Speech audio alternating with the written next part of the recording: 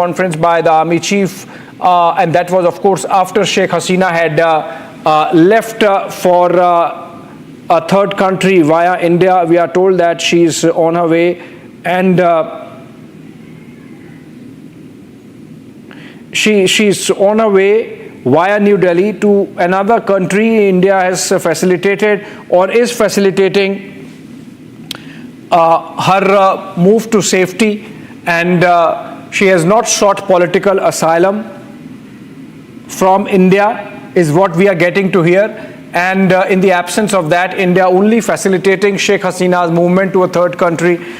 We are going to bring to you updates on where she is headed to via New Delhi. Remember, there are still about 6,000 to 8,000 Indians in various cities of Bangladesh, and we have Farooq Babu, a journalist, joining us live from Dhaka, just as we had Yasmin. And Mr. Babu, if you are hearing me, can you tell us what is the situation like in Dhaka as of now? Sheikh Hasina has left and the army is in control. Is it leading to peace? Protesters going back from the streets? আজ সকালে অবরোধ যে সহিংস যে ছাত্রদেরকে ডাকা যে আন্দোলনটা ছিল, যে অসহযোগ আন্দোলন, সেই আন্দোলনের দ্বিতীয় দিনে আসলে তাদের ছাত্রদের যে দাবি ছিল, সেই দাবি অনুযায়ী তারা আজকেও সকাল বাংলাদেশের যে কেন্দ্রীয় শহীদ মিনার, সেই শহীদ মিনারে তারা অবস্থান করার চেষ্টা করে। তো সেইখানে আসলে সকাল 10টা নাগাদ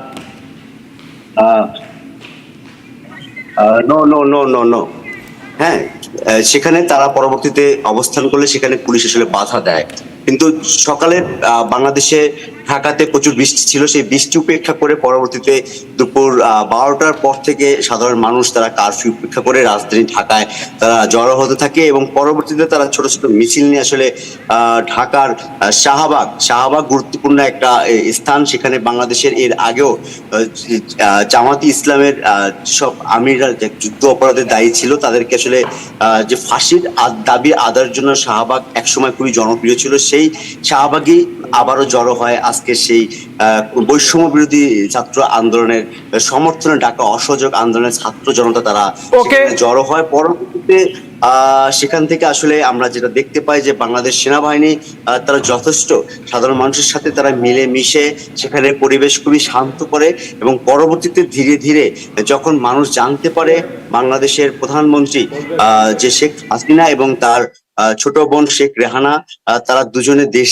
ছেড়ে পালিয়ে গেছে, তো সেই ঘটনার পরে আসলে মানুষের বিজয় মিছিল নিয়ে এখন রাজধানীতে তারা ঢাকার প্রতিটা গলিতে রাজধানীতে আসলে এখানে বিজয় মিছিল হচ্ছে, মানুষ উল্লাস করছে। এবং আপনারা জানেন ইতিমধ্যে আসলে বাংলাদেশের প্রধানমন্ত্রীর যে বাসা, সেই গণভবনেও সাধারণ মানুষ তারা জড়ো হয়েছে, গণভবনের ভিতরে তারা সেখানে অবস্থান করছেন, এবং মানুষের মধ্যে আসলে দীর্ঘদিন আওয়ামী লীগের শাসনের যে ক্ষোভটা ছিল, যে জুলুম নিপীড়নের যে জায়গাটা ছিল, সেই জায়গাগুলোতে আসলে মানুষের প্রতিটা পয়েন্টে মানুষ আজকে কথা বলেছে।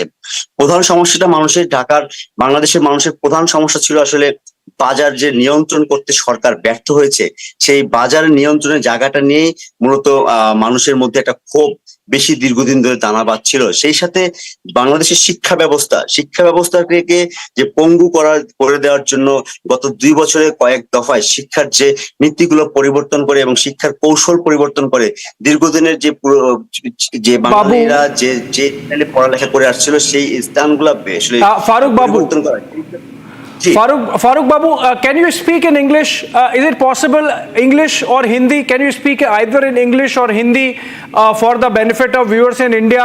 And my question to you is Sheikh Hasina paying the price for taking on America, for taking on China and not towing their line? Political support, then not India, then Bangladesh government. You are not a American support. American রাষ্ট্রদূতরা বিভিন্ন ভাবে আসলে আওয়ামী লীগের যে শাসন আমলে Awami League government running, then America is not a negotiation this time, এবং in this, এবং চায়নার সাথে আসলে আওয়ামী লীগ তার রিলেশন ভেরি পুয়ার। দেন ইকোনমিক্যাল যে সাপোর্ট চায়না টেকিং, সেই বিষয়টা নিয়ে আসলে বাংলাদেশে মানুষের মধ্যে যে পদ্মা ব্রিজ এবং এলিভেটেড এক্সপ্রেস, মেট্রো রেল, এই যে স্থাপনাগুলো চায়নার মাধ্যমে আসলে করা হয়, পরবর্তীতে আসলে বাঙালির এই স্থাপনার থেকেও তারা বেশি গুরুত্ব দিয়েছিল আসলে বাঙালির যে দাবির জায়গাটা, সেই দাবির জায়গাটা ছিল তারা সুখে শান্তিতে বসবাস করবে। তো সেক্ষেত্রে আসলে এই যে চায়না বা আমেরিকা, দেন ইন্ডিয়া, বাংলাদেশের মানুষের কাছে আসলে এই তিনটা দেশের সাথে বাংলাদেশের সম্পর্কটাকে আসলে বাঙালি ভাবে যেটা সম্পূর্ণ ব্যবসায়িক সম্পর্ক, এবং সেই সাথে আসলে ব্যবসায়িক লেনদেনটা না আসা পর্যন্ত সেখানে আসলে কোনোভাবেই শেখ হাসিনা মানে Okay, let's talk to Mr. Harshvardhan Shringla, India's former High Commissioner to Dhaka, and of course having been Foreign Secretary of the country, speaking. Situation where people, especially younger people, are expressing their frustration on the streets, and so I would also look at it as an economic factor, and clearly, of course, as we have always said, opportunists, whether it's the opposition BNP or it's the Jamaat-e-Islami, which is the radical pro-Pakistan Islamist grouping that is very active on the streets. They have joined the protests, and they have actually brought in that violence into the protests. You cannot rule out the involvement of foreign powers who are inimical to Bangladesh's interests, and frankly to our security interests also. Definitely you cannot rule out the fact that certain interests have been fishing in troubled waters. But I think that the situation itself was possibly a result of several underlying factors inherent within the Bangladesh system. How will it augur for India's security and geostrategy? Because our borders are very, very porous, and our politics is very intertwined in a way. So how do you see this auguring for India, sir, in coming days?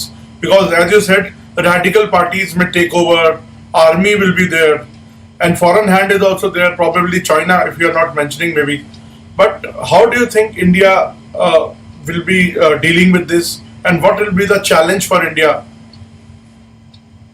Well, Bangladesh, the India-Bangladesh border is the longest border we have with any other country. It's over 4,000 kilometers. It's very strategic. There's a straddle that space that includes the chicken's neck and goes across to many of our northeastern states. An unstable Bangladesh can add to instability in parts of our country which we do not want to see. So a peaceful, stable, prosperous Bangladesh is in India's best. And it's very important that we work with all concerned to ensure that our interests and those of Bangladesh are secured. I would think that the developments that have occurred have been really to avoid further bloodshed, because it was clear that had the status quo remained, it would have resulted in significant uptake in the violence.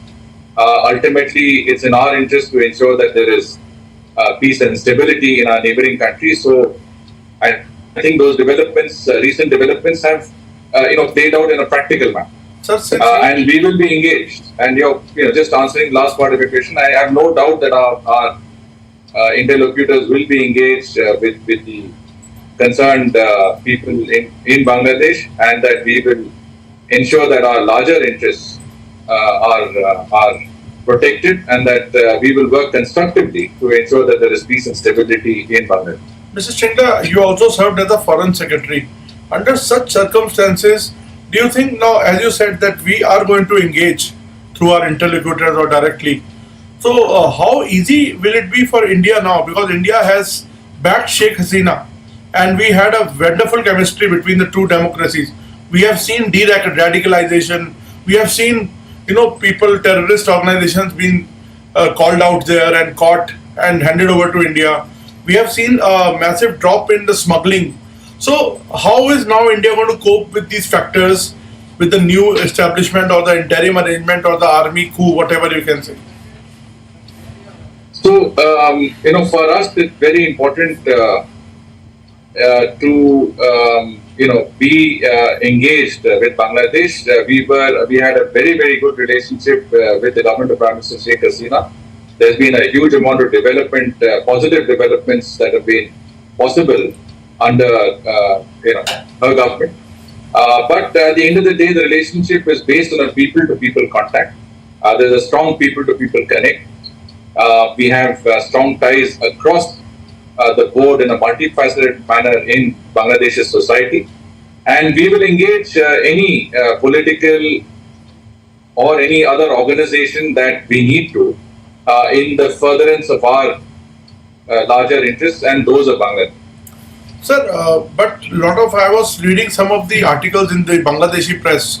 They are saying that it is Sheikh Hasina's closeness with India and anti-India sentiments which has also contributed to the situation.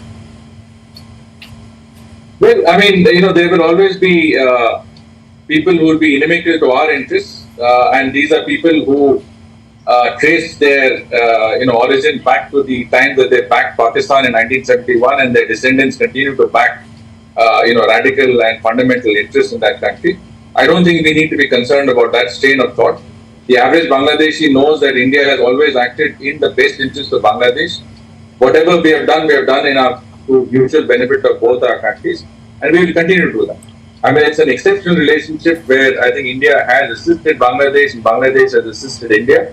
And I think if the country is to progress and if we have to move forward, I think that relationship of mutual benefit, a relationship that seeks to cooperate constructively rather than to confront each other, I think will work in the best interest of the people of both our countries. Mr. Singla, my last question. Do you think Ms. Hasina will be given shelter in India, or she'll be staying here, or she'll be fleeing to some other country? It's difficult for me to say. I mean, keep in mind that Sheikh Hasina was here right from 1975 till about 1979 or so, when she went back to her country after the assassination of Sheikh Mujibur Rahman, her father. So India never denied safe haven or asylum to those that have been in our neighborhood. But my own sense is that there are many other places the Prime Minister may choose to go. So it's difficult. We can only speculate at this point. Sir, I will just ask one or two questions in Hindi. Shringla साहब, ये जो बांग्लादेश में हम स्थिति देख रहे हैं, हमने देखा वहाँ के प्रधानमंत्री ने लगता है कि इस्तीफा दे दिया है, ऐसी रिपोर्ट्स आ रही हैं, और वो देश छोड़ के चली गई हैं. All right, that was Harshvardhan Shringla, India's former foreign secretary and also former high commissioner to Bangladesh, to Dhaka. Now I'm told we are joined in by Zaigum Azam. He's a journalist of the Daily Sun and joining us from Dhaka. Zaigum, this seems like a global power play panning out in Bangladesh. Sheikh Hasina, of course, out of Dhaka now. First up, please tell us what's happening now on the ground. We are getting pictures of vandalism of the statues of Sheikh Mujibur Rahman. Otherwise, is it a peace prevailing again in Dhaka, or there are still protests going on, still violence going on, anarchy prevailing? A lot of people are going towards Shahbag right now, because there the mass gathering was supposed to be held. Before that, yesterday at night, Prime Minister had a meeting with all the agencies' heads, and later today she resigned and left the country. Afterwards, they have gone to the Gana Bhavan where she used to stay and vandalized it. But as of now, there's no, like yesterday, there was a lot of deaths coming up because there was sporadic clashes. But now today, there was no clashes inside. It's just vandalism, but no one is, the police and the army is not attacking the, people.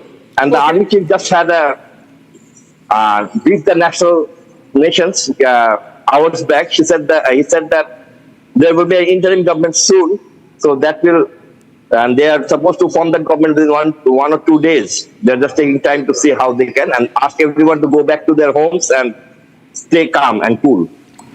Zaigum, also what changed overnight between the meeting that Prime Minister Sheikh Hasina took yesterday evening, in which she asked all the forces to clamp down on these protesters, and today in the forenoon when we had the army giving ultimatum to Sheikh Hasina to resign?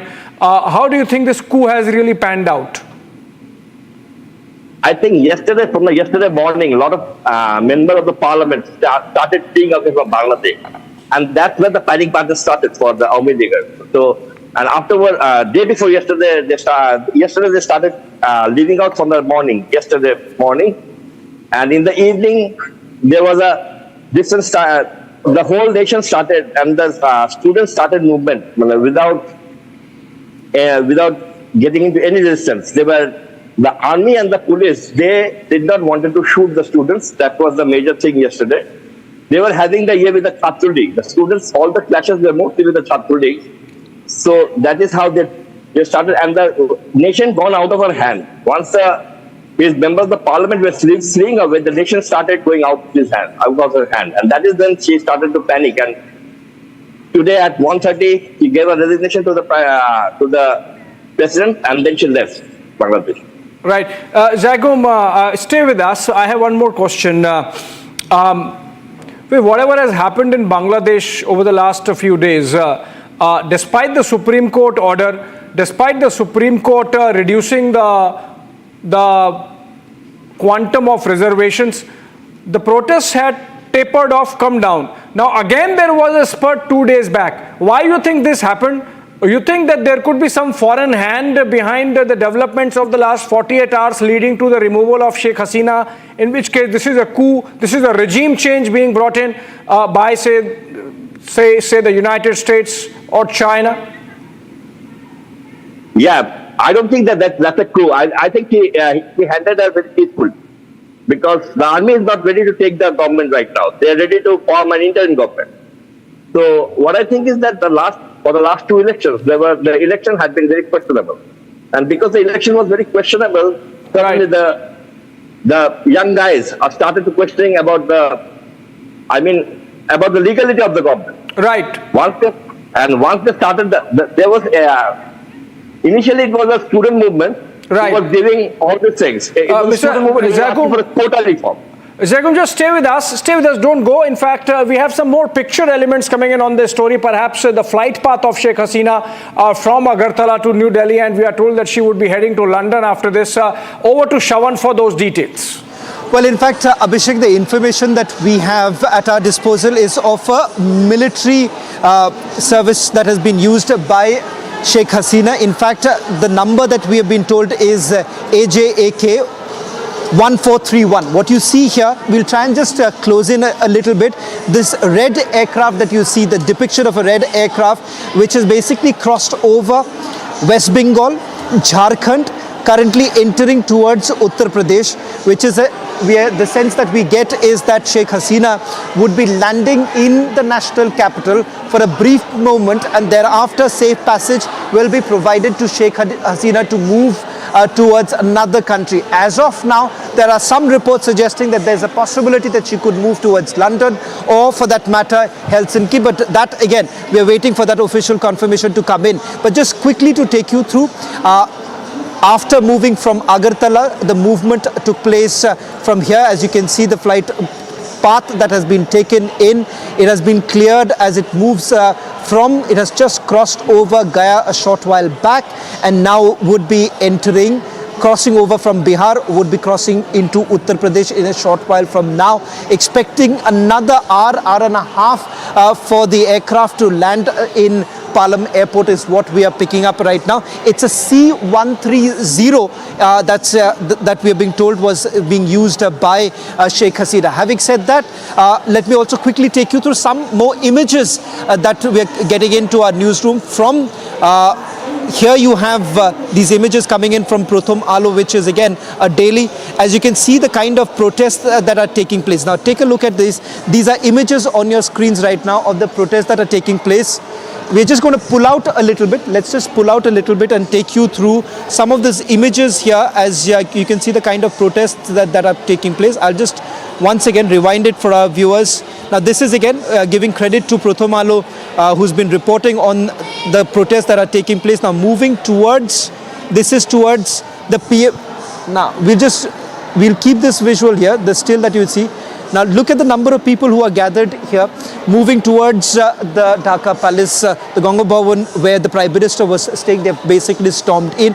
Now these are images that we saw similar to what really happened in Sri Lanka just about a few years ago, when you've had protesters taking over the palace in Colombo. Similar image now coming in from also in Dhaka, as the current situation is quite perhaps grim, given the fact that you have the army already declaring that there is a military coup and interim government will basically be formed, which is going to be taken care by the army itself. Now I'll just forward this a little bit more to give you more images that are coming in from here. You have the protests that are taking place.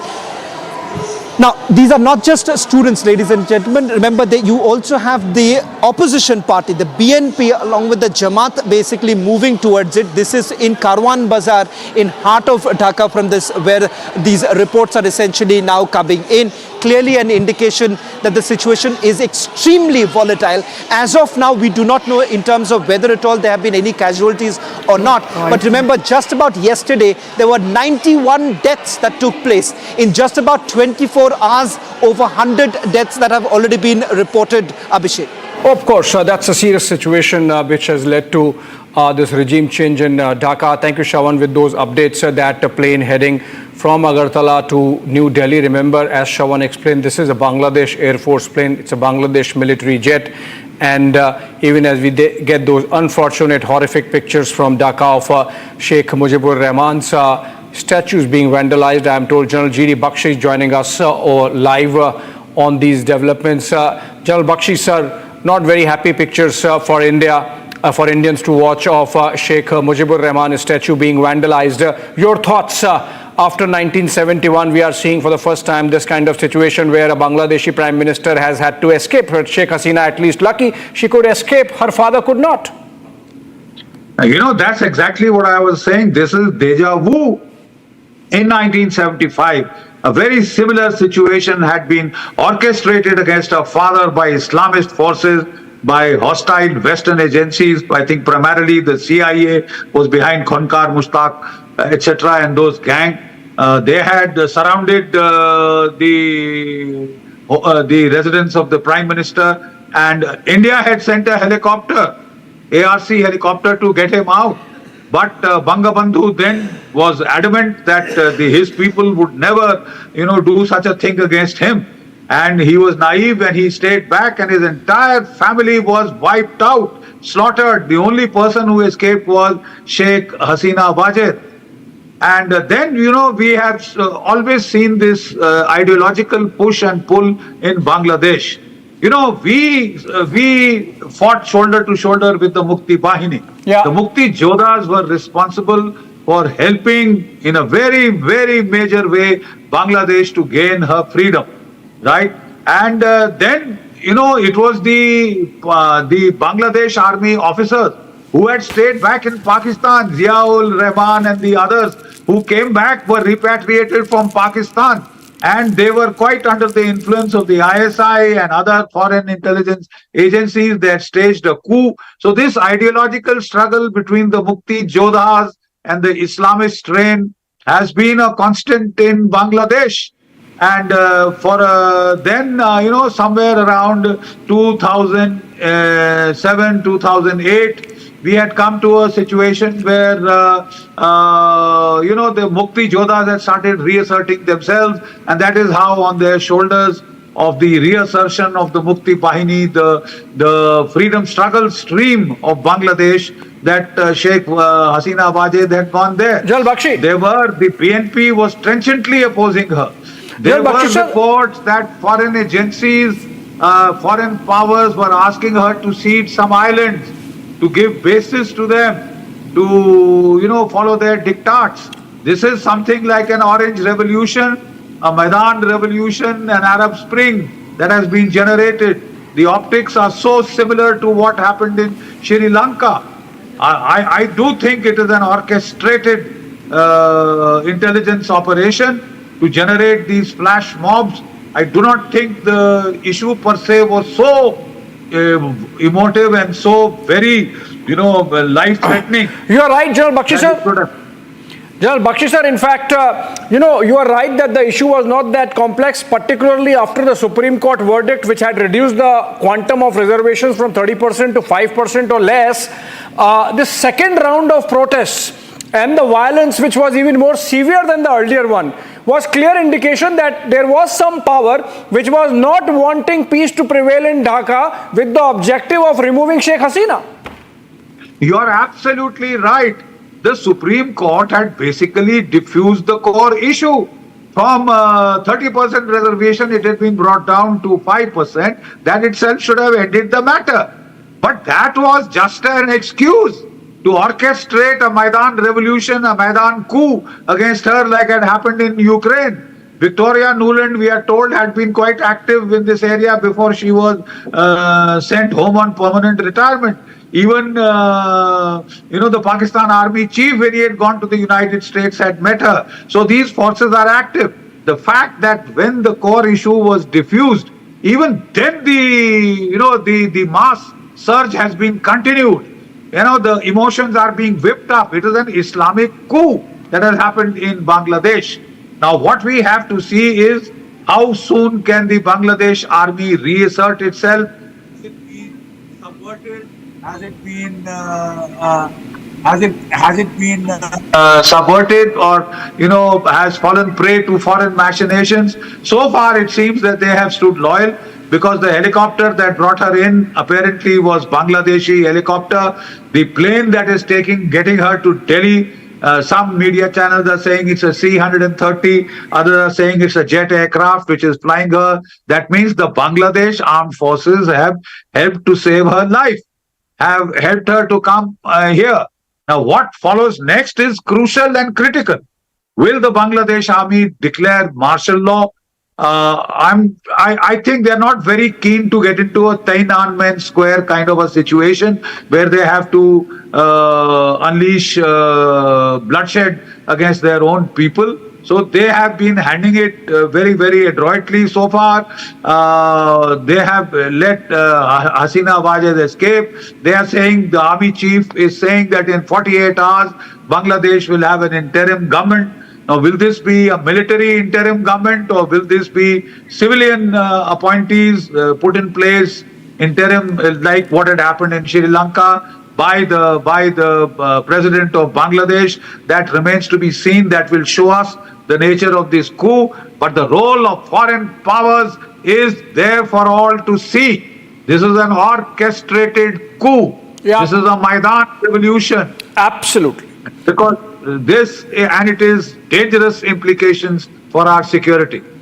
You are absolutely right, General Bakshi, and I hope you will continue to be with us through the evening and join the prime time conversation on Bangladesh, because this is the most important story panning out and the most consequential insofar as India's security environment is concerned. As you rightly mentioned, this is not a coup, this is regime change, this is being orchestrated, this has been planned, and this has been executed with perhaps not just one but multiple parts coming together. And we are going to keep close track of that. Sheikh Hasina's plane going to land in Delhi in some time, after which she would take a call to go where, because India is only facilitating her safe political refuge to some third country, is what we are being told. We are back after a short break.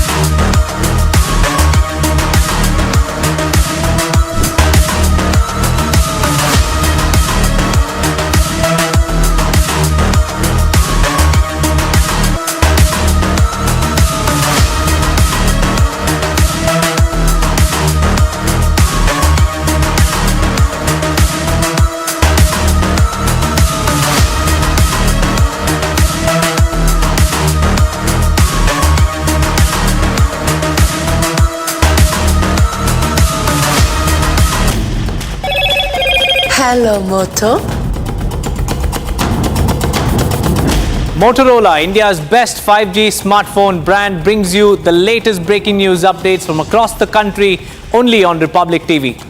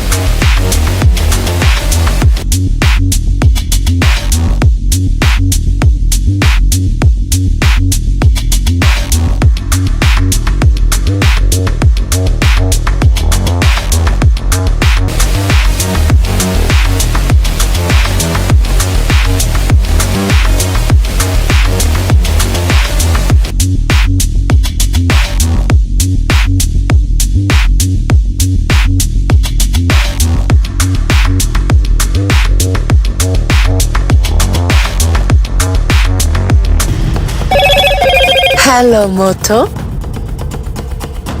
Motorola, India's best 5G smartphone brand, brings you the latest breaking news updates from across the country only on Republic TV, and I'm Samiksha Srivastava.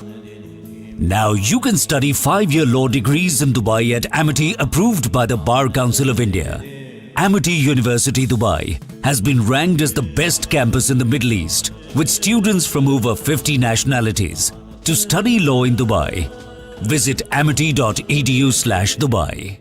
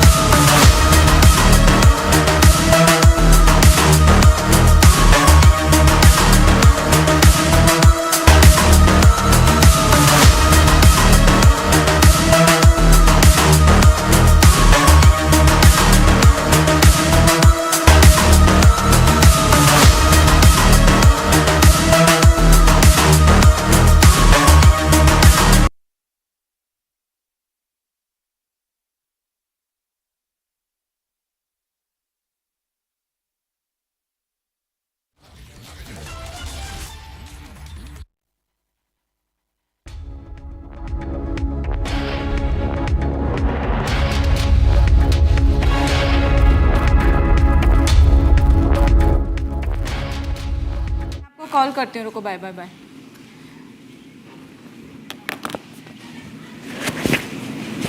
These are visuals coming in from Bangladesh. Protesters in Dhaka vandalizing the house of the Prime Minister of now former Prime Minister Sheikh Hasina.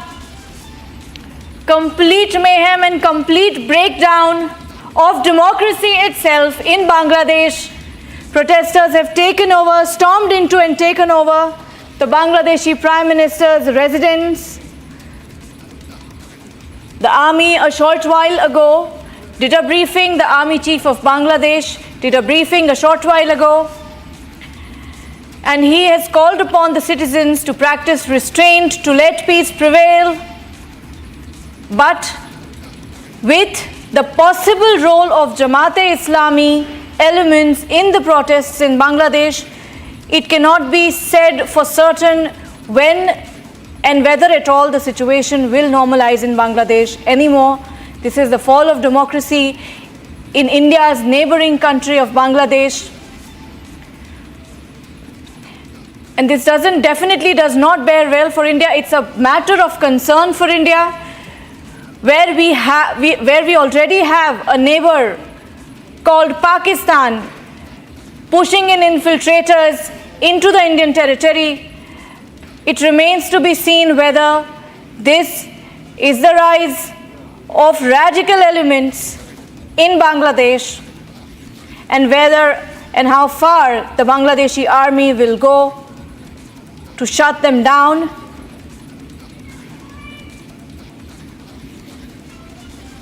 These are visuals from inside the residence of Bangladesh Prime Minister. Sheikh Hasina has left the country over an hour ago. She is now reportedly in Delhi.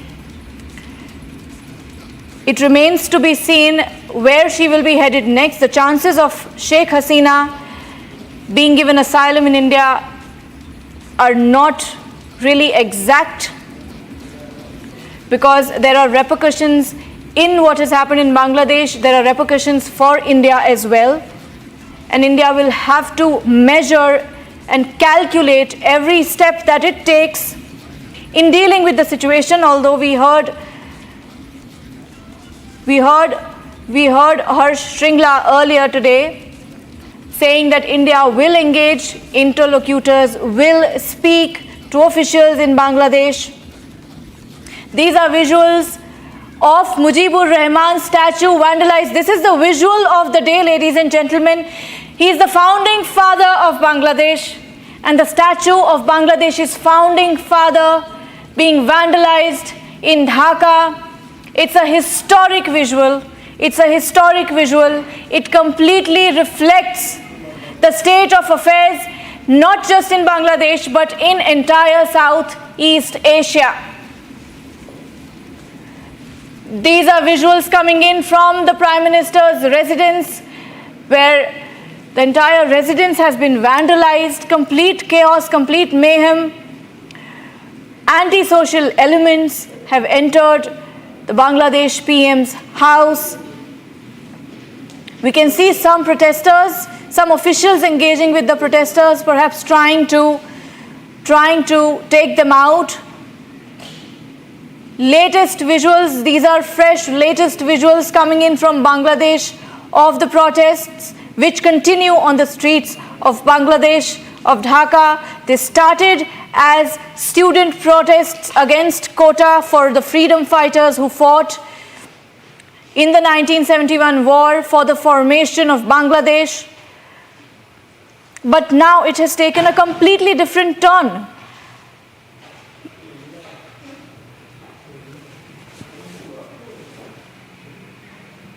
Visuals from the streets of Bangladesh.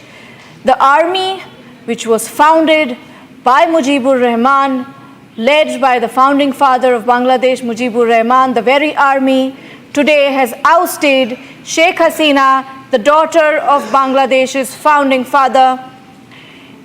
It is irony rather would be an understatement. It's a complete turn of events in Bangladesh. It remains to be seen whether India is staring at another neighbor of the likes of Pakistan. A very telling visual coming in from Bangladesh is Dhaka, where Mujibur Rahman's statue was vandalized. I am being joined by my colleague Abhishek Kapoor. Yes, Pragya. So some more breaking news information that I think we should be sharing with our viewers, and which is that the violence that has taken place in Dhaka has taken some anti-India turn, which is also very unfortunate. But more unfortunate than that is the manner in which the statues of Bangabandhu Sheikh Mujibur Rahman, the father of Bangladeshi nation, are being targeted. Remember, Sheikh Mujibur Rahman got Bangladesh its liberation, its freedom from Pakistan. And to target him essentially means that you have a sentiment which is pro-Pakistan, and then that's almost a giveaway as to the motivators of these protesters, the people behind these protesters, those who are guiding these protesters. This is almost like a regime change being orchestrated. We are getting these pictures from inside the residence of the Prime Minister of Bangladesh, the official residence that is, which was occupied by Sheikh Hasina and her family, now former Prime Minister, till today morning. And you can see in these pictures the manner in which these protesters are now vandalizing and abusing the place, and they're making their videos. But more importantly, there is another breaking news development coming in, which is that Sheikh Hasina is going to land in Delhi anytime soon, and maybe about an hour actually. And after that, she is going to be, her move to another country is to be facilitated. Remember, our sources tell us that Sheikh Hasina has not sought political asylum in India. It's possible that she's going to be in London for a while, and that's where she's going to land after her move from New Delhi to London is facilitated. So essentially Delhi acting only as a pit stop for the deposed Bangladesh Prime Minister Sheikh Hasina, effectively removed in a coup with an element of regime change by those forces which were inimical to the strong position Sheikh Hasina took on Bangladeshi sovereignty, on the manner in which she stood down on the issue of providing some military bases in Bangladeshi territory, on the issue of letting China, for example, take up the Teesta River hydrographic study. It was a project. Okay, we are told Shawan is joining us from the newsroom now with some more breaking news developments, even as Sheikh Hasina is en route to Delhi and effectively en route to another country via Delhi.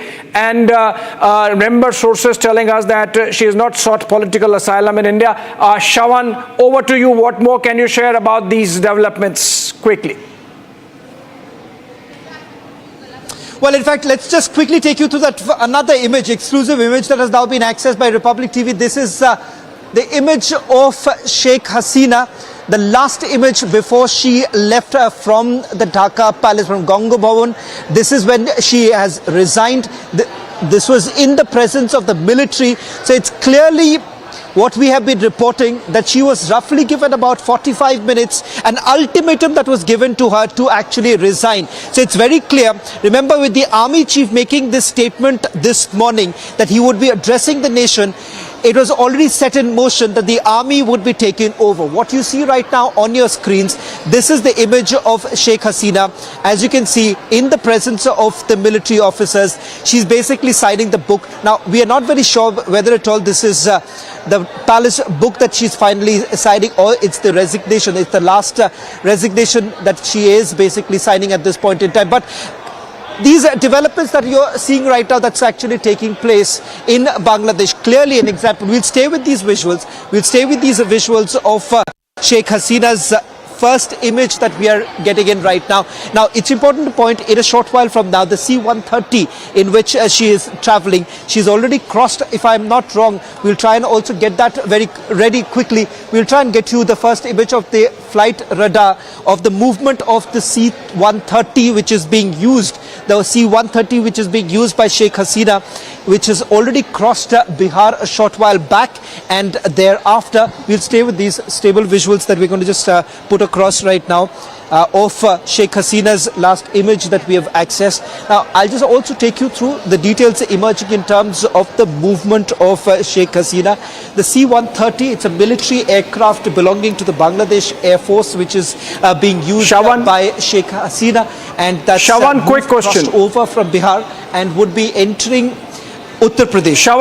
Shawan, a quick question, because you're showing this picture. It's interesting. I find it very interesting that this is the moment when she resigned, according to you, and the army is standing by, which means the army has taken over power from Sheikh Hasina. But still, seems like the army is they have allowed her to take a picture and given her a graceful exit, irrespective of whether this is something which is orchestrated by some people within the army. Because remember the statement that came in from the army yesterday, which said that they are going to stand by the people and not with the government. अभी patch करने बोलो ना. Shawan, if you're getting me, Shawan, if you're getting me. Okay, Shawan drop there. I'll try and connect. We'll try and connect with Shawan again. We have General Bakshi still with us. General Bakshi, sir, thanks for coming back with us. And as we were discussing earlier, there are geopolitical forces at play which wanted Sheikh Hasina to be eased out, because they thought that she, because of her courage of conviction, was an impediment. She was strong on Bangladeshi sovereignty, and some people were not liking it. Would you want to elaborate more on those aspects which might have led to the situation we are in today insofar as Dhaka is concerned? Absolutely.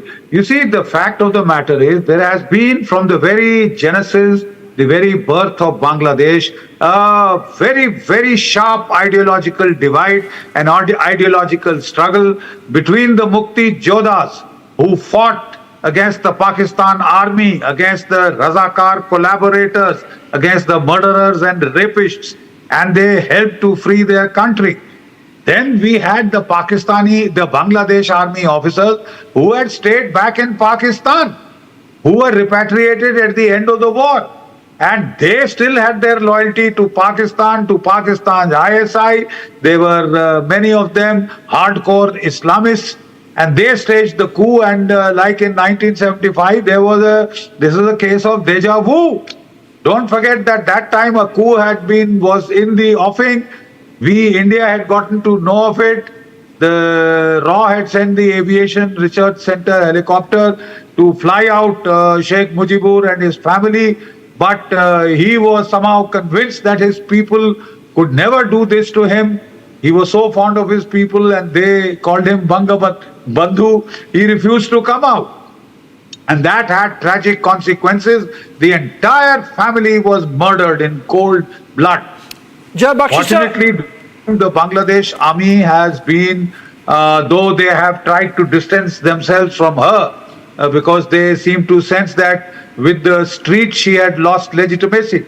But I'm not very certain. There are forces, inimical forces, not just inimical to the sovereignty of Bangladesh, but inimical to India. Sheikh Hasina Wajed was very well disposed towards India. We had the friendliest of relations with Bangladesh in her tenures.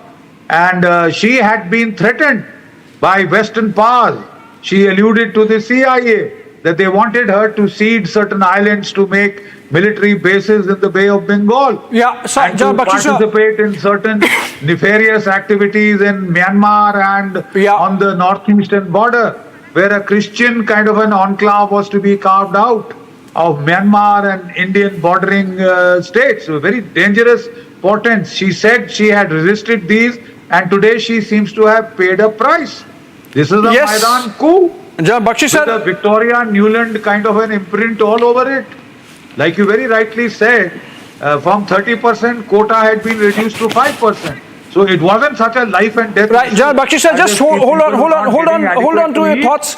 General Bakshi sir, just hold on to your thoughts. We'll continue this conversation in a bit, but we're getting some live pictures from Dhaka of the vandalism that's taking place inside the Prime Minister's residence, and maybe Shawan is joining us. Shawan, over to you. What pictures are we getting, Shawan? Well, in fact, Abhishek, before I take you through some more images that are coming in from Dhaka, a live presence that Republic has, I'll also give you a quick update of the military aircraft movement by usage of flight radar. Now, what you see right now depicted here is the red military aircraft, which is moving a short while back, has crossed Sultanpur, would be moving towards Lucknow, and then finally coming to the national capital. So the estimated time is anything between 5 o'clock in the evening to about 5:15. So we're expecting the movement to take place in a short while from now. Remember, as the decision is yet to be made with regards to the movement of the former Prime Minister from Delhi, whether at all she goes to another country, which country is that is not clear at this point in time. That's one. I'll also take you through, while let's just move out of this image and go back to the image of Sheikh Hasina, while I just prepare and show you the latest images coming in from inside. That will be from inside the palace. So let's just once again go back to Sheikh Hasina's image, the last image that has been accessed, and I'll take you through some more details now coming in from the other. These are images that are coming in from inside. We'll just take you through some more details of it. These are images coming in from inside the palace. We'll just try and take you through some of it right now. As the vandalism has actually peaked, particularly most of the rioters going inside. Now, what you saw right now, this is an inside image. This is an inside image of the rioters going inside the Ganga Bhavan, and as you can see, vandalism continues. It appears that the army has also moved out of it, so there is no protection whatsoever. So is Sheikh Hasina traveling alone or along with her daughter as well as son? That is also another aspect which is not clear. I'll also take you through some more images that have just come into our newsroom right now, taking you through the latest images. These are images once again from outside the Ganga Bhavan. As you can see, the kind of protests that are taking place, the number of people that have moved in. Remember, this is, as many would say, is not as spontaneous as many would like to believe. But remember, there are also political protests that are taking place with the BNP and the Jamaat coming together. The kind of vandalism, and now, Abhishek, as you were reporting a short while back, institutions that have been linked to India have also been attacked. I'm given to understand the matter has been picked up in the Indian Parliament. Let's listen to what Lokit Chatterjee has to say.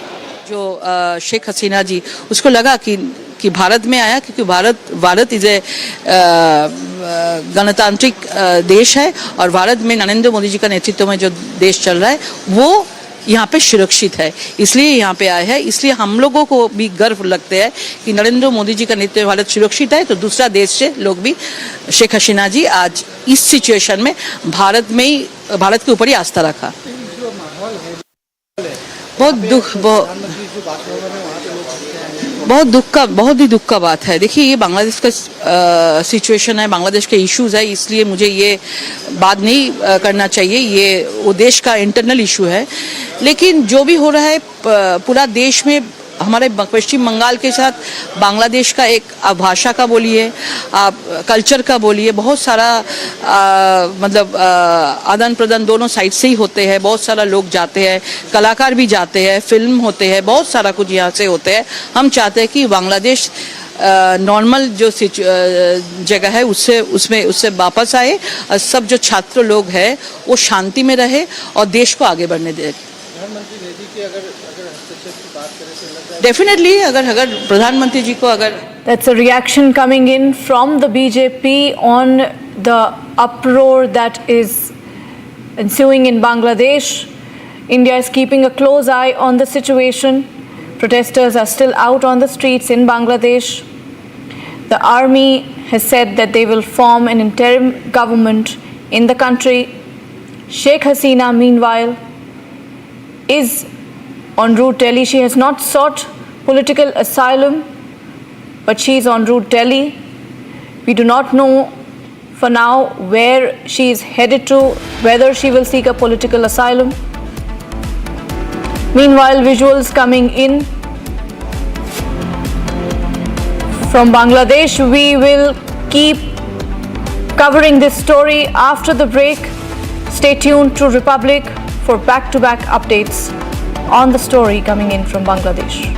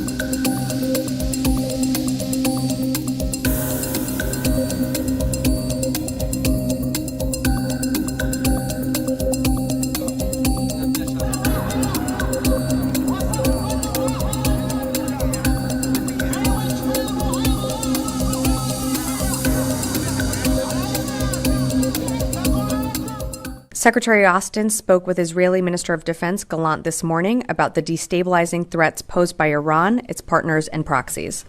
The secretary reiterated ironclad support for Israel's security and informed the minister of additional measures to include ongoing and future defensive force posture changes.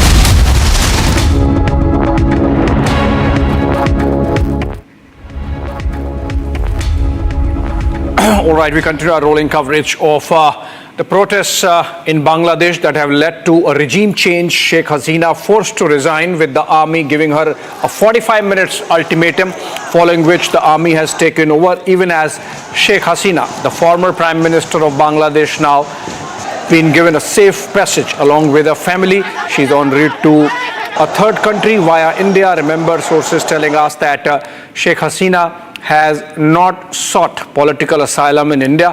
She could be headed to London, the United Kingdom, and for now she is on board a Bangladesh military aircraft which is going to land in Delhi in about an hour's time from now. Fast-paced developments taking place since morning.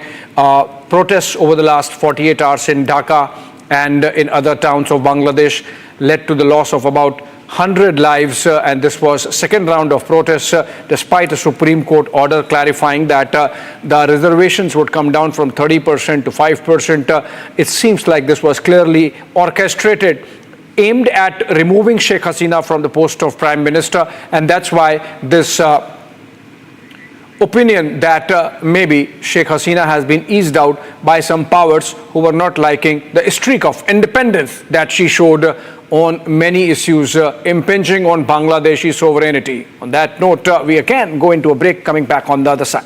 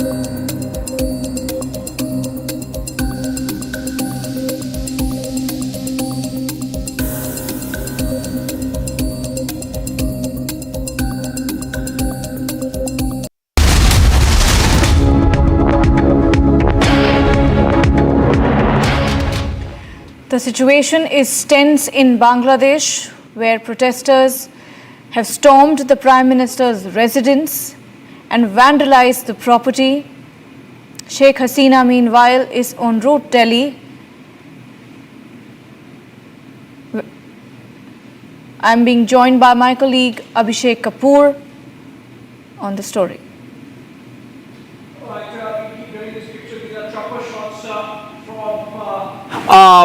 Someplace in Dhaka, and that gives you the idea of the scale of protesters' mobilization that has taken place. These are pictures coming in from Dhaka, Bangladesh, where despite Sheikh Hasina having left, despite she having been deposed, despite the regime change that has taken place, despite the army taking over, we continue to keep getting these pictures of protesters at various public places across Dhaka and other towns of Bangladesh. Unfortunate, we earlier had pictures of vandalism of statues of Sheikh Mujibur Rahman, the father of Bangladeshi nation, and that gives you a hint, a clue there of who could be behind these protests. Who would want to vandalize the statues of the father of the nation of Bangladesh? Who would want to,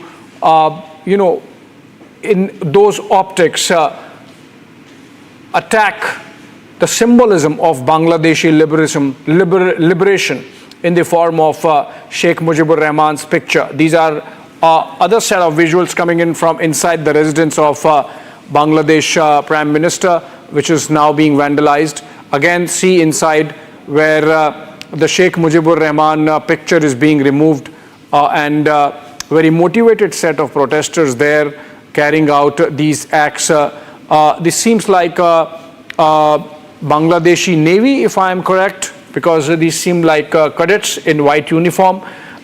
And that also means that the protests have been very widespread and orchestrated in a manner that perhaps Sheikh Hasina had no way but to leave. And we are going to continue to discuss the implications of these developments insofar as India's national security environment is concerned.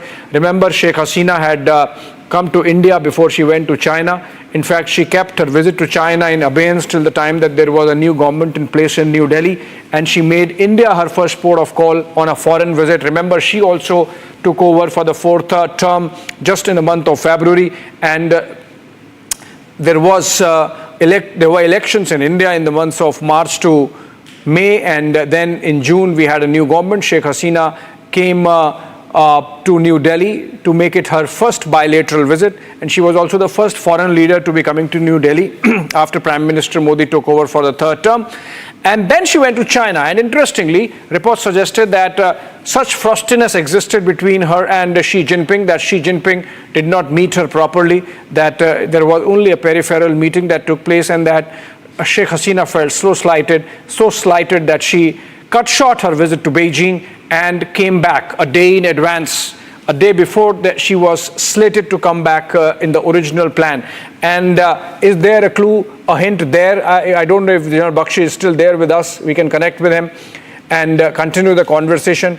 Whether China, a miffed China, has played some behind-the-scenes role in orchestrating these protests. Also remember that Sheikh Hasina had said that there was a white man who came to her before elections, which is the month of February in Bangladesh, and said that if she allows a Christian nation to be carved out of Bangladesh and Myanmar and some parts of India, and if there was a military base that she could provide, the sky would be the limit. She has suggested that much. So whether it is somebody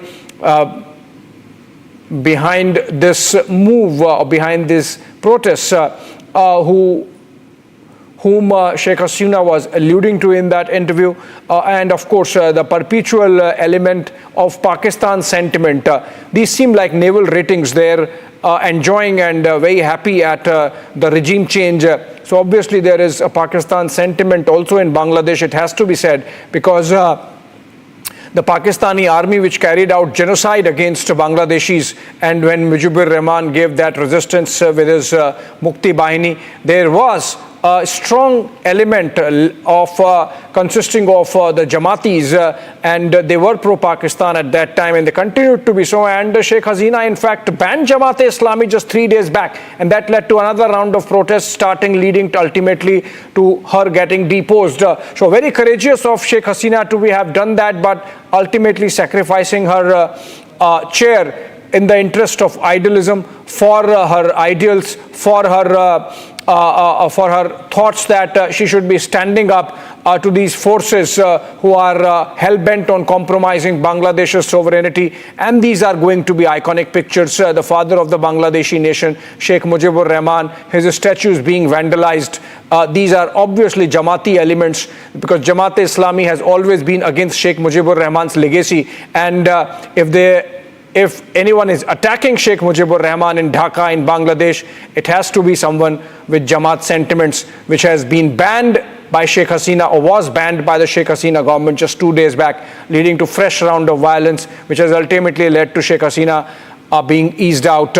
And those pictures suggesting that the army stood by, the army did not help, the army actually allowed these protests to reach a level where Sheikh Hasina would have had no option but to make way. If we can get General Bakshi again and get some voices from Dhaka on what's really happening on the ground, maybe we can update the viewers, even as our sources tell us that the plane carrying former Bangladesh Prime Minister, now deposed Sheikh Hasina, to New Delhi, and via New Delhi to a third destination, is going to land in Delhi at around 5:30 p.m.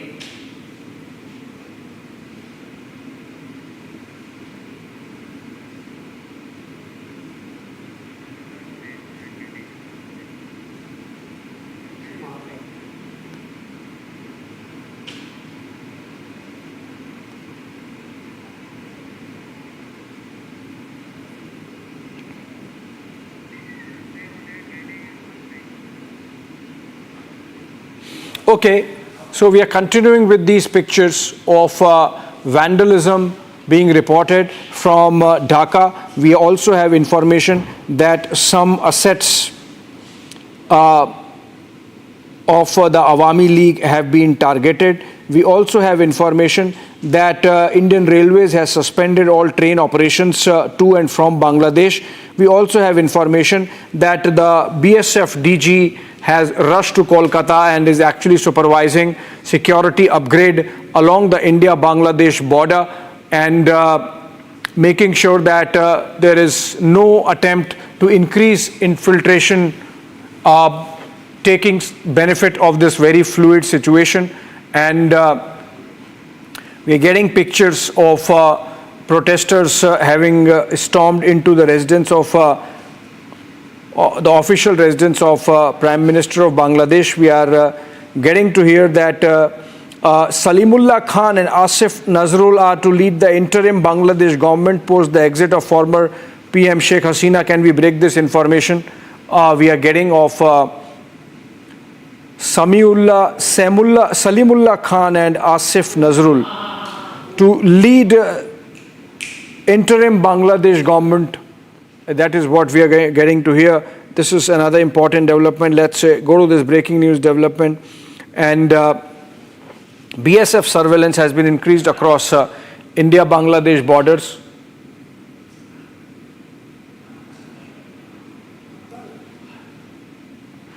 It's being ramped up along the Petrapol border with Bangladesh, and India and Bangladesh army chiefs, they are going to hold a high-level meeting, which means the Indian army and the Bangladesh army are in touch, which is something which should be of solace to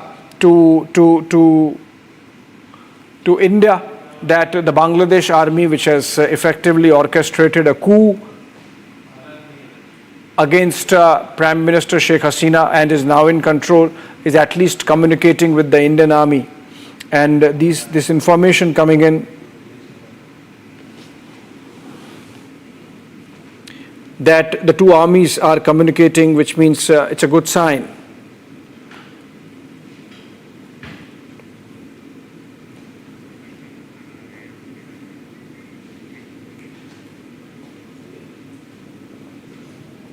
Salimullah Khan and Asif Nazrul to lead the interim government. Can we break this information?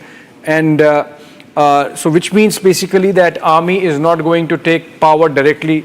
Army is not going to take charge directly. Army is going to rule through an interim government, or the interim government would continue or would be put in place instead of the army doing it. Army has just facilitated the easing out of Sheikh Hasina as Prime Minister of Bangladesh. Remember, yesterday we had a statement coming in from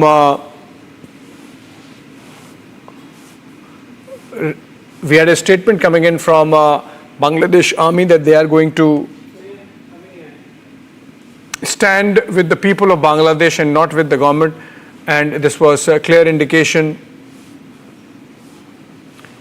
This was clear indication that Sheikh Hasina would not survive long, with the army deciding to not side with her.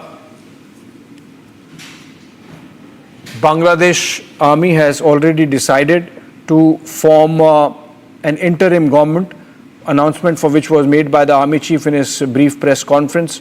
And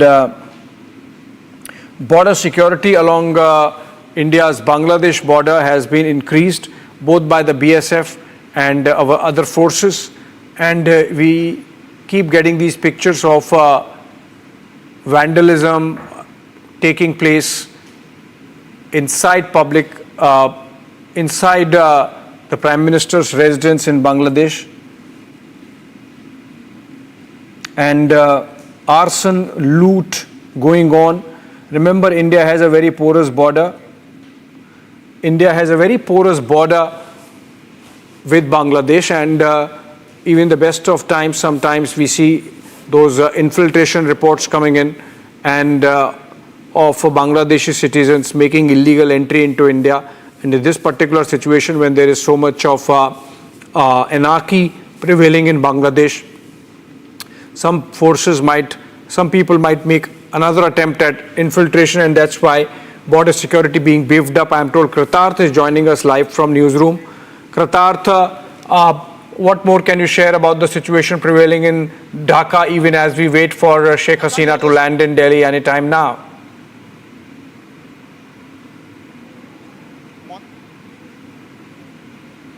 And indeed, Abhishek, the situation in Bangladesh is increasingly critical.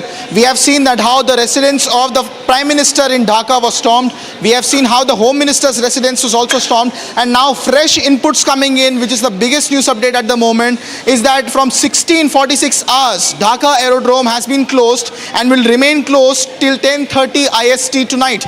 So this is a clear attempt to deter the Bangladesh government, the close officials close to Hasina government from escaping Bangladesh and Dhaka. In a clear attempt, the Dhaka Aerodrome now has been shut, Abhishek. Well, yes, absolutely. And any reports, Kritarth, which you can share about what would be the nature of the interim government, who are going to be heading it? Okay, quick response from Kritarth before I go to General Bakshi. Kritarth.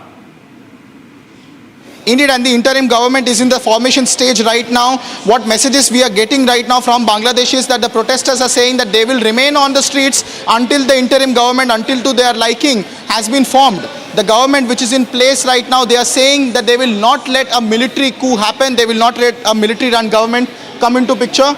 And I have more updates now. Joining me from the newsroom live is my colleague Sucharita. Sucharita, what can you tell us about the interim government? Well, this is going to be big. We are tracking events. We're tracking what is happening in Bangladesh. We're showing you all the visuals that are coming in from Bangladesh. The press conference of the army chief was very, very important because we wanted to know if it's a military coup or there is going to be a government formation that will take place. Now, from what the army chief is saying, he's saying that there will be an interim government. But till there is a government formation, we will have to very, very closely watch what is happening in Bangladesh. Because if he's going to be getting the parties together to form a government, that is something that will have to be watched very carefully. Sheikh Hasina kept saying, even when the protests were going on, she kept saying there was an attempt to sabotage her government, there was an attempt to bring down her government, and it was happening internally and externally. It was happening from within the country and from outside the country. Now, what is really important is the military asked her to leave the country. She's left, but at the same time, now what is happening is, what we are getting to know is that they are taking steps to form an interim government. But will there be an interim government formation? We will have to watch that very, very closely, as I'm saying, because Sheikh Hasina is not in the country now, and from what the military chief is saying, there will be an attempt to bring all the parties together. In it, and the all-party formation that is in the talks right now is that potentially at any moment now we would get more inputs on what the new government formation would look like. But what is clear from the ground is that the military is no way going to be able to take power or consolidate power in Bangladesh, is the input that we have on the ground. Protesters, in fact, are sharing widespread messages to remain on the streets until a government is formed, until to the likings and the demands of the student protesters. Now, that is the key demand, Abhishek, that we are getting from the ground. Okay, thank you so much, Kritarth, with those updates. I am told General G.D. Bakshi, yeah, Sucharita also there with us, but I'm told General Bakshi is there with us. General Bakshi, sir, coming back to you before I go back to Kritarth and Sucharita again with the latest. You know, we are going to continue to discuss the security implications of these developments in Bangladesh. And what has happened in the last 48 hours is a clear case of orchestration, because you cannot mobilize this scale of violence, this scale of protests within 48 hours of the Sheikh Hasina government deciding to ban Jamaat-e-Islami. So obviously there is somebody behind these protests. While we discuss the possibility of the Americans behind it, you think this could be the possibility, there could be possibility that the Pakistanis also played a role behind the scenes with their with the ISI getting active because of their deep tentacles, deep connects that they have with the Jamaat elements in Bangladeshi society? Absolutely. Like I said, there has been a very sharp ideological cleavage in Bangladesh post-liberation between the Mukti Jodhas, the liberation, the freedom fighters of the Mukti Bahini, and of course those people who led the fight against the atrocities of Pakistan Army, the genocide.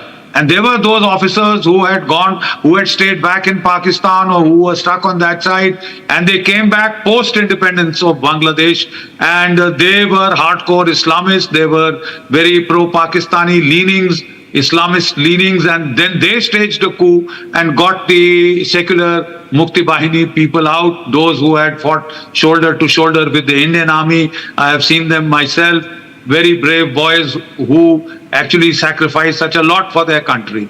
But today, you know, we had managed to revive the Mukti Jodhas. You know, the Mukti Jodhas had actually revived their sway in Bangladesh. That is when Hasina Wajed had gone back, and she had now served continuously for over a decade. And in that, she has been very, very friendly to India. It's been a very, very India-friendly regime. It has cooperated across the board with the Indians, with our government, in whether it be development of infrastructure projects to link the rest of the mainland with the northeast, whether to enhance the security of the Siliguri corridor by links via Bangladesh, settling the border, accords, enclaves, etc. She has been very, very supportive. In fact, it was apart from Bhutan, one country which was extremely supportive of India. So it is a tragic loss. It is a major blow to our national security. This is an orchestrated Maidan coup. It is an orchestrated orange revolution. You can call it any flower, you can term it in the name of any flower, but on the face of it, these are orchestrated flash mobs. Absolutely. Brought together, orchestrated by some intelligence agencies. Absolutely. Jalal Bakhshi sir, we discussed the aspect of Pakistan, we discussed the aspect of the possibility of United States. I will come back to you and discuss the possibility of China, the Chinese angle on these, the Chinese shadow, the shadow of the dragon on these developments. But I have to take a newsroom dip once again on what's really the latest happening on the ground. Sucharita, over to you. What more can you share with our viewers before I go back to Jalal Bakhshi? Hearing, we were just we're getting all the news that is coming in from Bangladesh, Abhishek, for our viewers. Now, the news that is coming in right now is that Indian Railways has cancelled all train services that are moving towards Bengal right now. That is the latest that we are seeing right now. And what is very, very important is that Sheikh Hasina is going to be landing in Delhi very soon. Now, if she is going to be making an exit from the airport, is to be seen, because we are getting from the sources that we are hearing that she may make her way to London from there. She will not be exiting the airport, is what we are hearing. She will be making her way to London. So very, very clearly, Sheikh Hasina is not seeking political asylum in India. She's made her way to Delhi, but she will be leaving for London, is what we are hearing, right? Indeed, and the information that we have right now is that she's en route from Agartala and she's due to land potentially in the national capital in New Delhi. And from there on, she could also now head on to London, is what reports are suggesting. So we do not know where the final destination of Sheikh Hasina would be. All the way back in 1975, when initially she was on a foreign trip when her father, Mujibur Rahman, had been assassinated. Hasina had spent time in the United States in exile. Later, subsequently, she was also in India. And now, after almost 50 years, history is sort of repeating, if not rhyming itself. And now Sheikh Hasina once again on the verge of exile as a former prime minister now, who has been the prime minister of Bangladesh for the longest ever any prime minister has ever been, about 20 years. And now all eyes will be on the aircraft that is carrying Sheikh Hasina.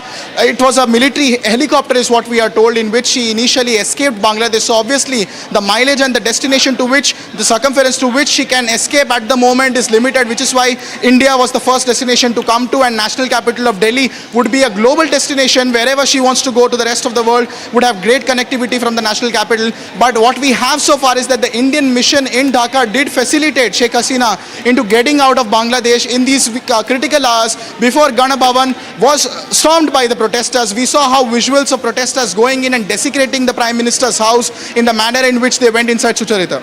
And those visuals that we are still playing, those visuals, we are as and when we are getting visuals, we're getting more visuals from Bangladesh, we're putting them on air. The protesters who stormed into the PM house, you can clearly see them on those visuals. Now that is precisely what we are being told, that the 45-minute, the kind of ultimatum that was given to the Prime Minister was very clearly because of the storming of these protesters. They were right there at the gate, and now you can see them and see that in the visuals. They were right there, and those aerial shots that we're showing very clearly show how those those protesters had reached the PM residence gate, and that is precisely why that ultimatum to Sheikh Hasina. She is left. She's going to be reaching India any moment. That is something we are keeping an eye on. But where is she going to be heading next is what we are talking about. She most probably is leaving for England. She will be going to London is what we are hearing, and there's more coming in. Absolutely, and right now what sources are telling us that indeed what our hypothesis was that potentially she is moving to London could be true, and like New Delhi would not be the latest destination where she will seek exile. Obviously it will be very much close to back home. However, the threat concerns would also be largely on Sheikh Hasina, who is believed to be with her sister and her daughter as well. So it is a critical situation for the Sheikh Hasina and her family together, and potentially London is the destination to which she will be heading to, is what sources are telling us. But right now, as you can see, viewers, on your screen, visuals from the residence of Sheikh Hasina, the official residence of the Prime Minister in Dhaka, where protesters have stormed and the violent protest has taken a route of almost an insurrection in Dhaka in the manner in which we are seeing the visuals, viewers. And from now, the national capital of Delhi is where eyes will be focused on the next moves of Sheikh Hasina, on where she is headed at. What exactly is going to transpire in the subsequent hours is something to be seen. But Dhaka right now has fallen in terms of the government of Sheikh Hasina, and an interim government formation is what we are seeing on the horizon. Abhishek. All right, thank you so much, Kritarth, with those updates. And I go back to General G.D. Bakshi. And General Bakshi, sir, like we discussed the possibility of the United States, like we discussed the possibility of Pakistan, let's discuss some aspects of China-Bangladesh relationship as possibly having contributed in some manner to this evolving situation. So Sheikh Hasina was in Beijing on a 5-day visit, and she cut it short and came back in 3.5 days, which was earlier this month. And the reason was that she was not treated nicely by Xi Jinping. And the reason why she was not treated nicely by Xi Jinping is that she did not give the Teesta project to China, and she said that she would rather prefer that India does the Teesta project for Bangladesh. You think the MIF Chinese might have played some role via their Pakistan leverage? Okay, very dramatic visuals of the Bangladesh army soldiers removing the pictures of Sheikh Hasina. This is clear indication that on the ground, the Bangladeshi, look at these pictures, the manner in which the soldier is removing and throwing the picture of Sheikh Hasina. This is a clear sign that even the Bangladeshi army at some level, General Bakshi, has been infiltrated by the Jamaat elements, because there is clear case of a lot of anger against Sheikh Hasina that is visible in these pictures, in the manner in which her photo is being treated by these soldiers of Bangladesh army.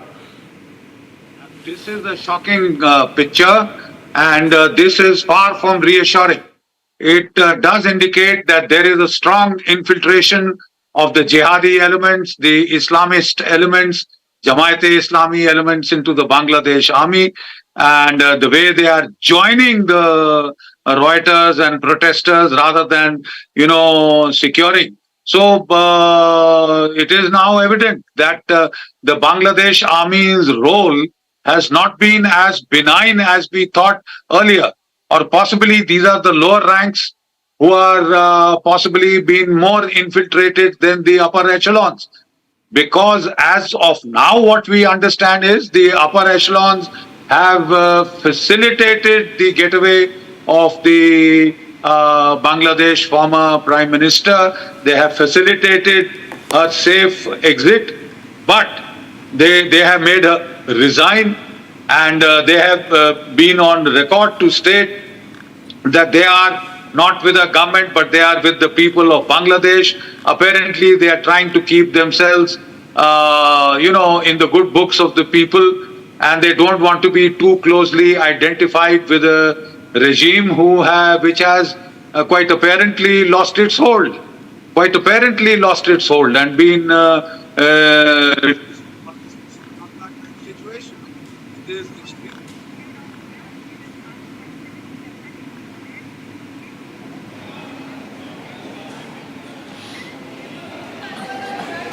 Okay, so now GD Bakshi sir is there. He is telling us what could unfold in Bangladesh, the events that are happening. As we are seeing them, we are bringing them to you in form of those visuals that are on air, that are on screen.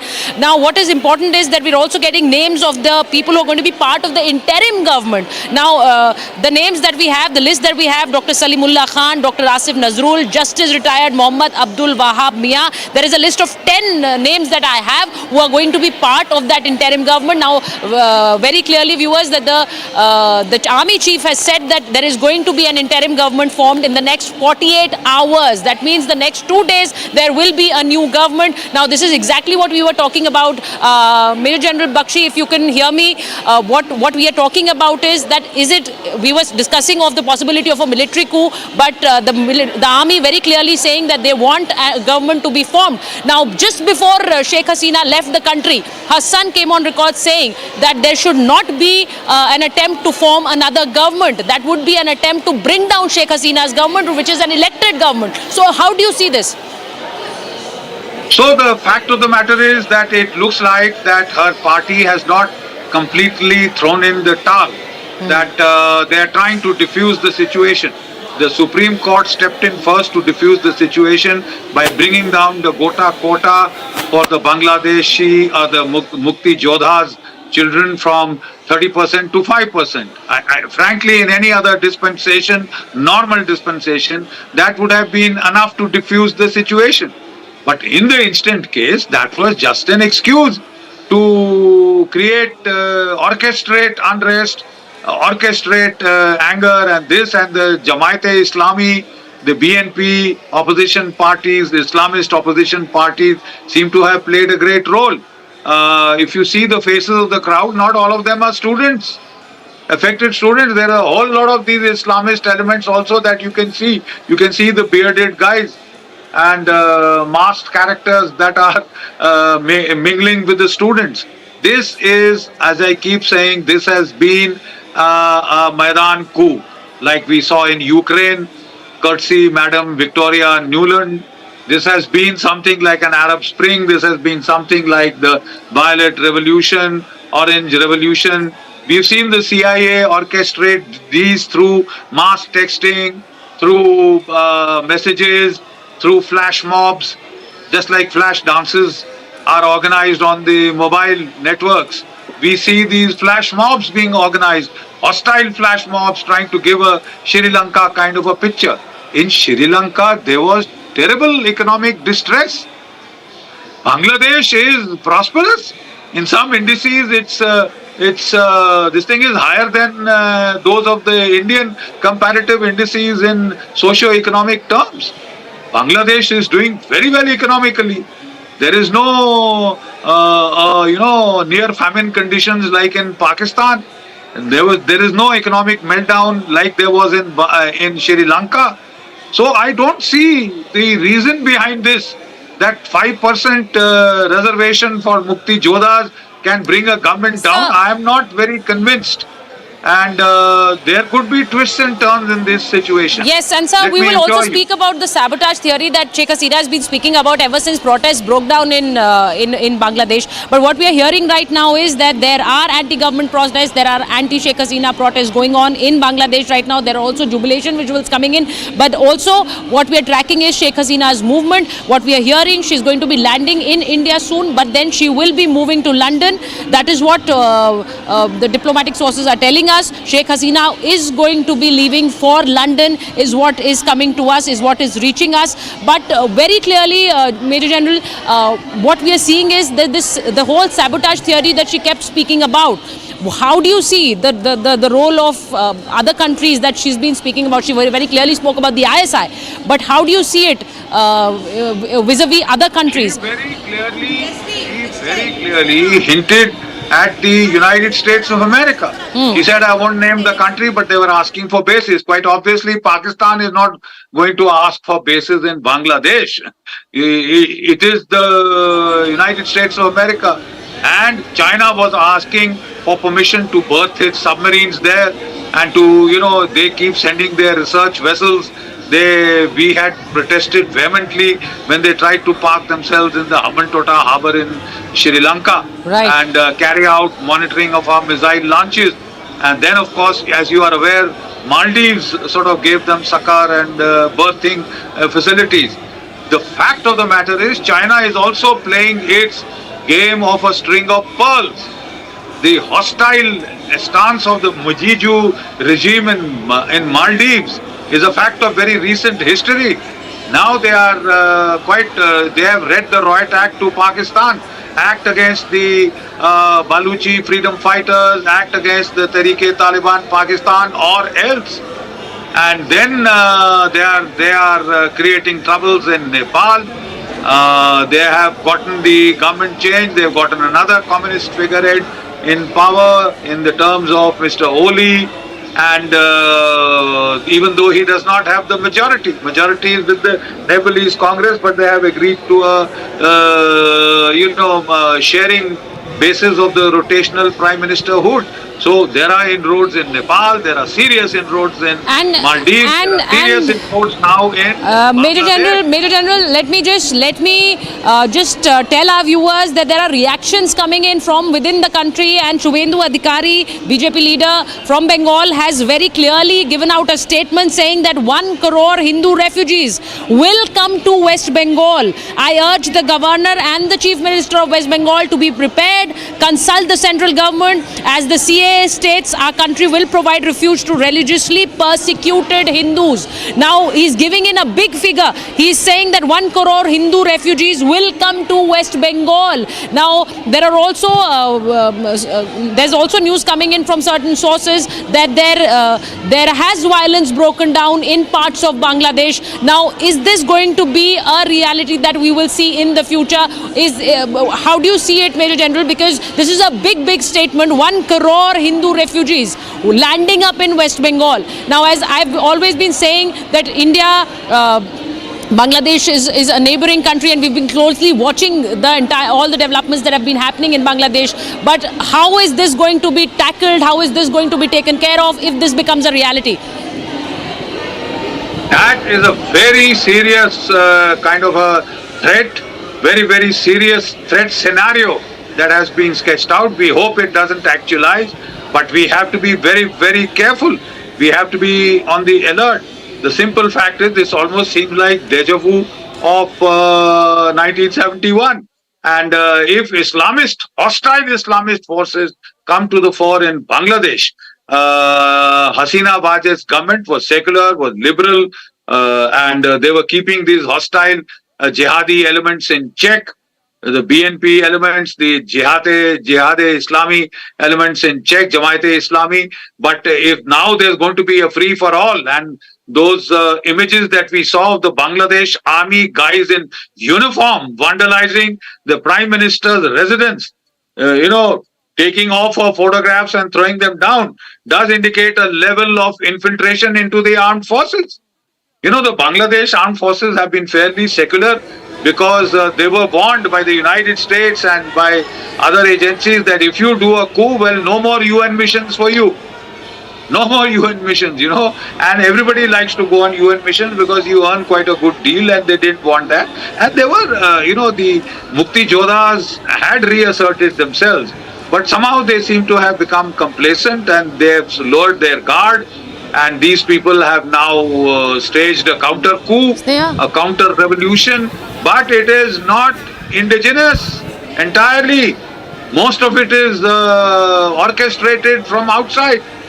Those who were denied bases as they had demanded, those who had demanded that the Bangladesh government of Hasina Wajid make itself subservient to inimical hostile interests to act against India. Well, now we'll have to wait and watch which way it unfolds.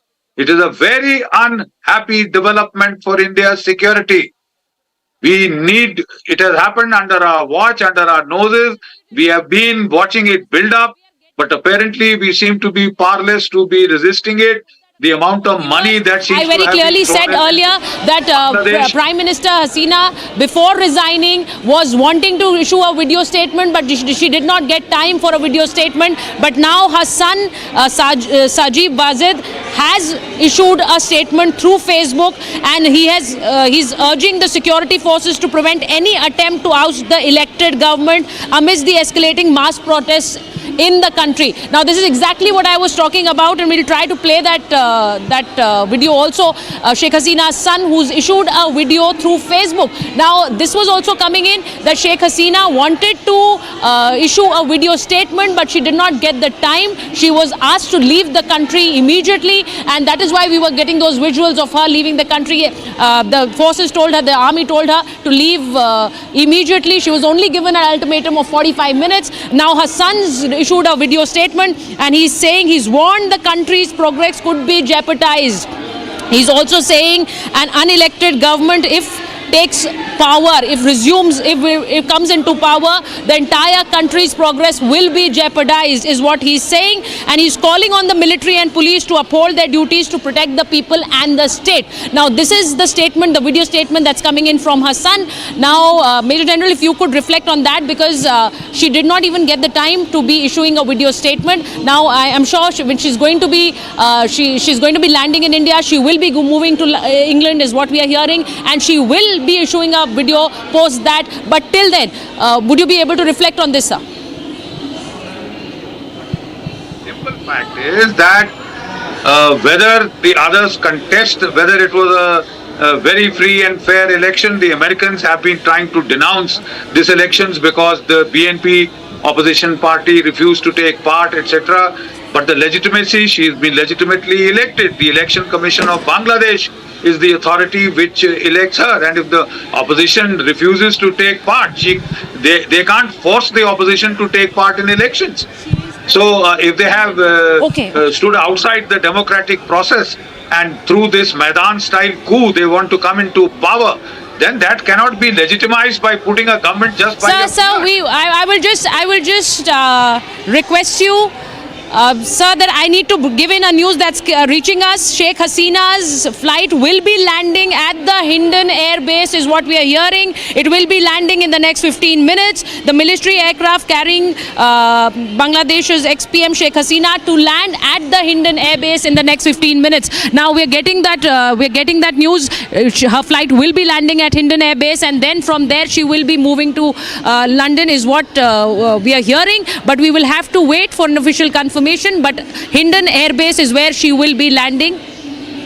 In the next 15 minutes, is what we are hearing. So this is a big breaking news that we're telling our viewers. We will be slipping into a short break, but we are following all the action that is coming in, the news that's coming in from Bangladesh. Sheikh Hasina to land in India. She will be landing at Hindon Air Base in the next 15 minutes.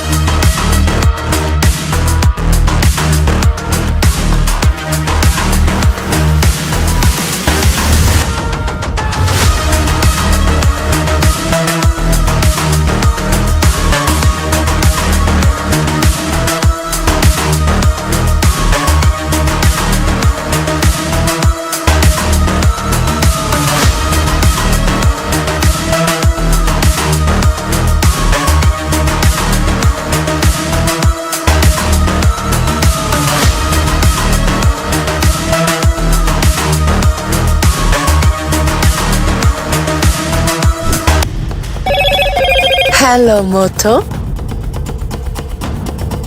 Motorola, India's best 5G smartphone brand, brings you the latest breaking news updates from across the country only on Republic TV. I am Suisha Saul.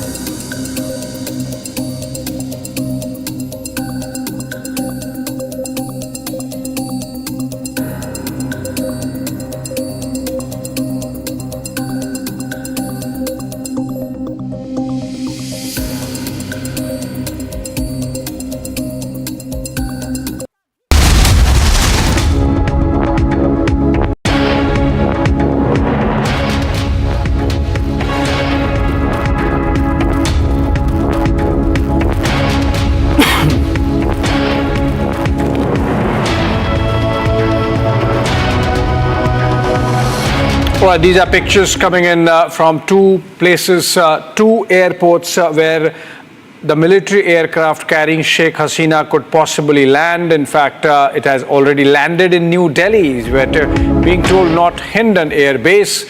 And in New Delhi, which is the Indira Gandhi International Airport, that's where Sheikh Hasina's military aircraft has landed. Let's go to Shawan straight for that update. Shawan, finally, Sheikh Hasina's military aircraft landing at New Delhi. Well, in fact, Abhishek, the latest now coming in, Sheikh Hasina has already landed in Hindon base. Expected to be, there is a layover, we are being told, and an aircraft which is going to be arranged for the former Prime Minister of Bangladesh in all likelihood. Sources essentially indicating that former Prime Minister of Bangladesh, Sheikh Hasina, would be leaving for London.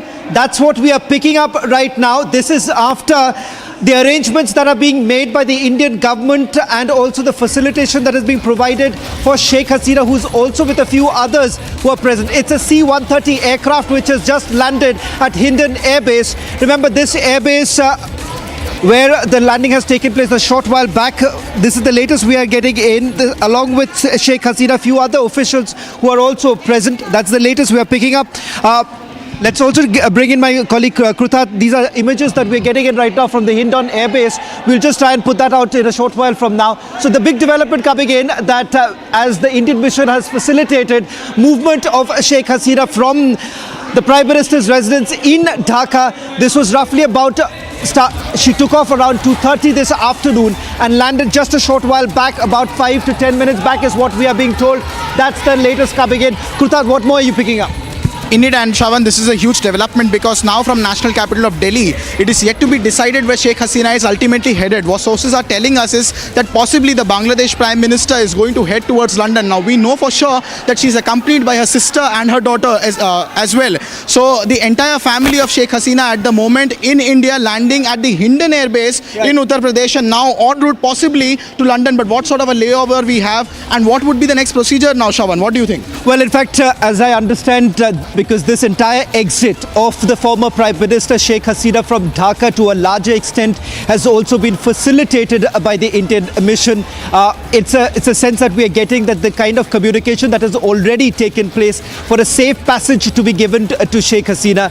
Also, the Indian government has made it very clear with the fact that they have been monitoring the situation very closely, and the fact that what has also been perceived is that the Bangladeshi Prime Minister was essentially being cornered in Dhaka. So right now, the process that is taking place is that once the layover, which is roughly about a few hours, is what we are picking up right now, she would thereafter be provided an aircraft to fly towards London, is what we are picking up. But however, that could also change, so we'll have to wait and watch as to what really happens on the ground right now.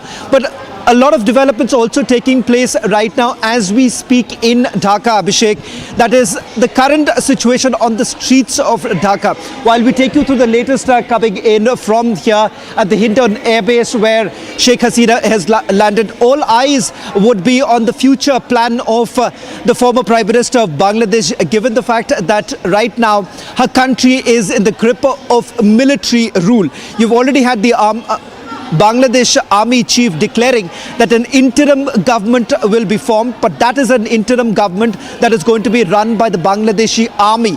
So net, as we understand, Krithad, it is after all a military coup that we are witnessing in Bangladesh. Many would say it's what we have seen in the past. The fact that the army gets a grip over this entire narrative right now in Bangladesh. Indeed, and that is the biggest cause of concern even for the protesters who have hit the streets in Dhaka. What they are telling is that this is not what they wanted. They did not want a military takeover of the government. Of course, they were protesting against what they called a dictatorial government of Hasina. But they want a government to be installed which is representative of the students, who is heeding to the demands of the students, and which is not run by the Bangladesh army. Now, what do we have here? We have BNP, which is one of the biggest principal opposition parties, which has not participated, at least of what we know, in the last two general elections. We have also had Jamaat-e-Islami, which was banned recently only on Friday, and then you have the military leadership coming together and saying that we have had consensus with all the opposition parties in picture, and they have also given out a few names. Shawan, what can you tell us about the names, those who are named in the interim government? Well, in fact, before I get into the further details of what really lies ahead right now in Dhaka and in particular in Bangladesh, let's also quickly take you through the latest developments taking place here in the national capital, in the surrounding areas. Now, Sheikh Hasina has already landed in Hindon airbase. I'll also go across to a live report coming in from Dhaka, but before I do that, I'll just quickly take our viewers who are tuning in right now. Major development taking place. Sheikh Hasina, who's been ousted. This is after a military coup that we are witnessing right now in Bangladesh. Former Prime Minister Sheikh Hasina, who took off from Dhaka around 2:30 this afternoon, has now landed in Hindon airbase, which is in Uttar Pradesh. A short while back, information came in that the C-130 that the former Prime Minister was using, in fact, there are a few other officials who are also present. The last image emerging from the Govt Bhavan is of Sheikh Hasina signing a book. It appears to be the resignation. Also information coming in that the military had prevented Sheikh Hasina from even delivering her departing speech. And that is what we are picking up right now. Salahuddin is joining us from Dhaka right now. Salahuddin, just quickly give us a sense of what's really happening in Dhaka while we also take our viewers through the breaking news coming in that Sheikh Hasina has landed in Hindon. We'll get you the latest updates in terms of what's next. Is Sheikh Hasina headed towards London? We'll get you that information. But Salahuddin, what's the situation right now on the ground in Dhaka? Roads were already captured by the protesters from the last few days, and today the number of size of the protesters greatly intensely increased. So at this moment when we are talking, we only know about the resignation of Prime Minister Sheikh Hasina and her leaving Bangladesh for India and eventually for London. But as a journalist, we are trying to know what's happening. People are on the street. The same protesters who were vandalizing and committing various kind of terrorist activities, they are still on the streets, and they still are continuing terrorist activities, targeting offices of Awami League and destroying the statues of the Bangabandhu, father of the nation. So it's a completely chaotic situation. We don't know what's happening. Mr. Salahuddin, with regards to what's really happening on the streets of Dhaka, many are saying that Indian institutions are also being targeted. This comes from the fact that Sheikh Hasina has shared a great relationship with Indian Prime Minister Modi, and the fact that she's been very articulate about why she believes that India would have been good for Bangladesh. See, this protest was basically led by jihadists and Islamists and terrorists. So of course they hate India.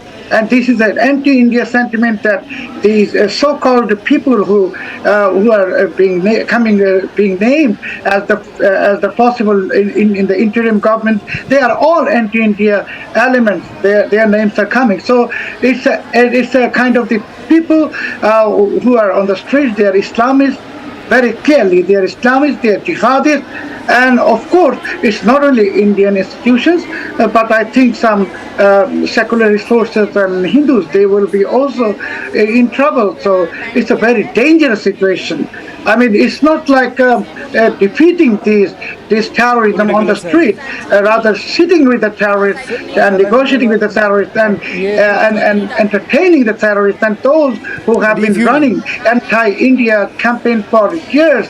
They are now being invited to discuss how to find out the solution. So to them, what is the solution? And you see the degree of vandalism now going on at Gano Bhavan, Prime Minister's official residence, the looting, vandalism, and their arson attacks. So it's a completely I can say it's a completely terrorist activities continuing, and it's a very uncertain situation. I don't know what's happening next. Right now we're taking inside visuals. All right. If I could also ask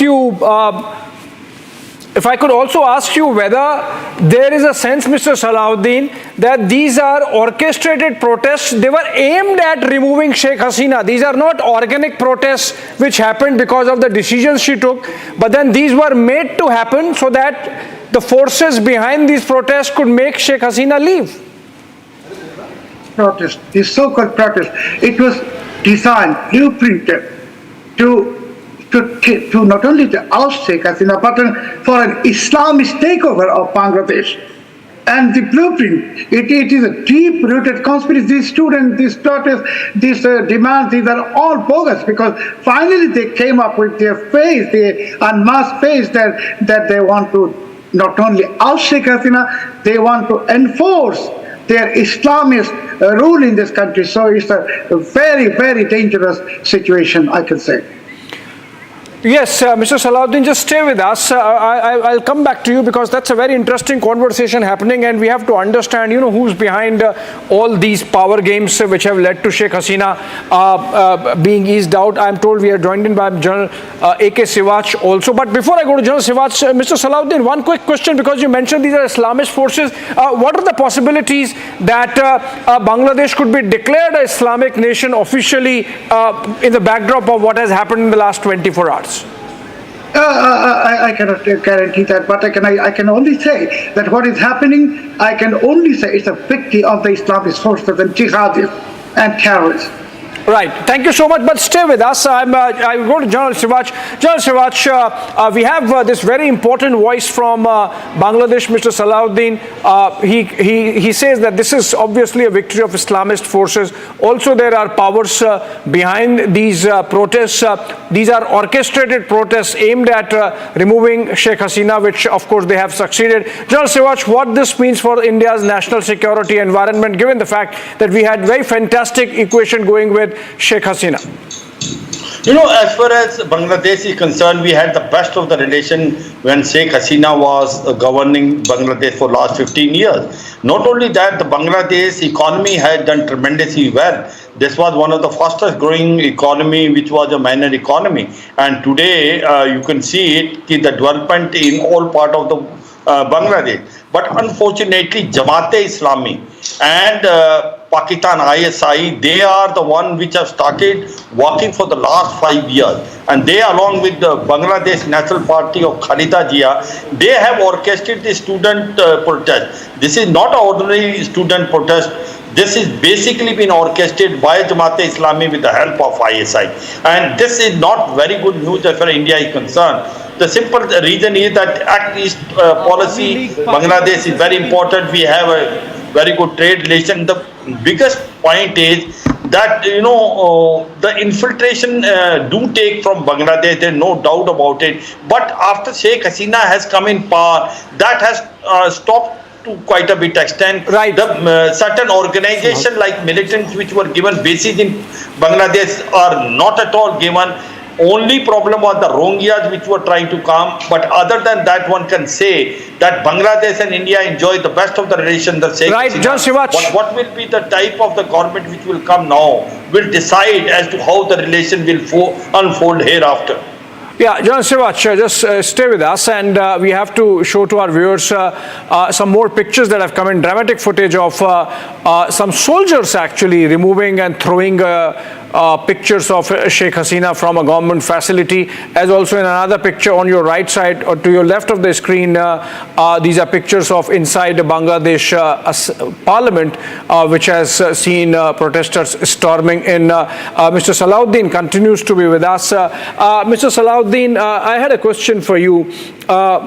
You think that Sheikh Hasina also was ill-advised to ban Jamaat-e-Islami just 3 days back, and that perhaps led to another round of fresh violence, or gave the motivators or the people who wanted to ease out Sheikh Hasina another opportunity to target her with the latest round of violence? You think Sheikh Hasina could have avoided banning Jamaat-e-Islami that she did last week? Before I reply to this question, I'd like to draw your attention. Look at this scene. They are attacking the Bangladesh parliament. Yes. So who these people are? They want caliphate. They want caliphate. They denounce democracy. They are trying to turn Bangladesh into a caliphate. And if you are asking that whether it was the wrong decision to ban Jamaat-e-Islami at this critical moment, I would say yes, she was ill-advised in doing that. But please look into this photo. The Bangladesh parliament is coming under attack. These demonstrators, whoever they are representing the Islamists, jihadis, and they want to turn Bangladesh into a caliphate. The strong words. Thank you so much, Mr. Salahuddin. Stay with us. We continue this conversation. It's really getting interesting. And so, Mr. Salahuddin, you think the Chinese were miffed with Sheikh Hasina after her recent visit, and maybe they gave a nod to the Pakistani ISI? We are discussing the possible conspiracy theories and the possible reasons why this has been precipitated. You think the Chinese actually executed this through Pakistan? Is it possible that this could have happened? Actually, Pakistani ISI was definitely involved behind this. A few weeks ago, I wrote in my newspaper that Pakistan, BNP, Bangladesh Nationalist Party, they got their people trained by ISI, and also they brought in certain members of Tehrik-e-Taliban Pakistan to Bangladesh for exactly what is happening up doing that. And now who is behind this? Of course, it's Pakistani ISI, and of course, it is American CIA, and it could be Chinese intelligence. But at the same main thing, now we want to know, and we want to say very loudly and boldly, when you are seeing these jihadis sitting inside Bangladesh parliament, vandalizing and putting fire, Bangladesh is heading towards a caliphate. Very dangerous situation, not for Bangladesh only, for the whole region and even for the world. Absolutely. It's a difficult situation, not just for Bangladesh, not just for India's neighborhood, but for the rest of the world also, because this kind of victory of these kind of forces, which are radical, regressive forces, is not good for any region, for any country. And it's a sad day when, Mr. Salahuddin, that the statues of Bangabandhu Sheikh Mujibur Rahman have been vandalized, the father of Bangladeshi nation. These people would not have been Bangladeshi citizens had it been for the efforts of Sheikh Mujibur Rahman, and for them to be targeting those statues in the manner that they have done, vandalizing them, clearly shows from where this sentiment is coming from. Obviously, who opposed Sheikh Mujibur Rahman, or Sheikh Mujibur Rahman won against whom? And these are the forces who are perhaps responsible for the pictures we are seeing today, unfortunate pictures coming in from Dhaka and other parts. Shawan, what more can you share about Sheikh Hasina's forward itinerary? I am told that she has not sought political asylum in India, which means she is not staying back in India. Where is she headed to after having landed in Delhi a while back? Well, in fact, the latest that we are picking up is that Sheikh Hasina landed around 5:35 this evening at the Hindon Air Base. In fact, the refueling continues right now. Latest reports also suggesting, Abhishek, that in all likelihood she would be travelling to London is what we are picking up. However, having said that, there is no official confirmation really coming in from the Indian side as to whether at all they are facilitating her move towards London.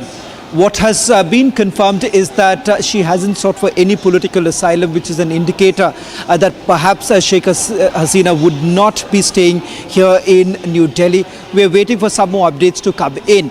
Let me also quickly take our viewers before you bring in our guests for more understanding of what's really happening in Bangladesh right now. The latest input also coming in, Abhishek, that you've had the protesters who have stormed inside the parliament there. Of course, Gangu Bhavan also being vandalized completely by the protesters who were present there. Now, there are also reports coming in that the Jamatis who were basically part of the protests that were taking place, in fact, the call was made that they would be gheraoing Gangu Bhavan. It turns out that they have perhaps played an important role right now in perhaps fueling the situation on the ground. In terms of the numbers of casualties today, that is not known. What role does the army play in perhaps stabilizing the situation? It appears that a free run has largely been given to the protesters who are being brought in by the BNP as well as the Jamaat.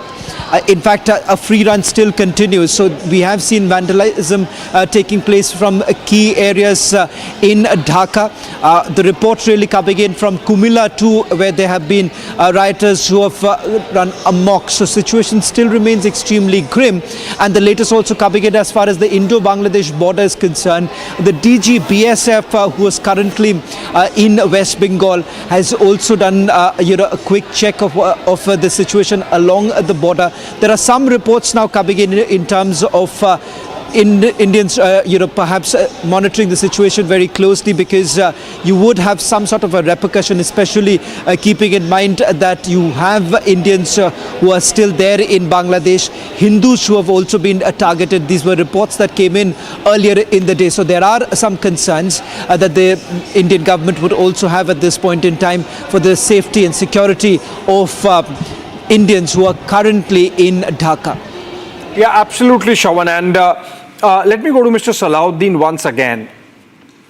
Mr. Salahuddin, thanks for this fantastic perspective you are giving. But viewers in India would also want to understand what happens next. What kind of interim government has been put in place by the Bangladesh army?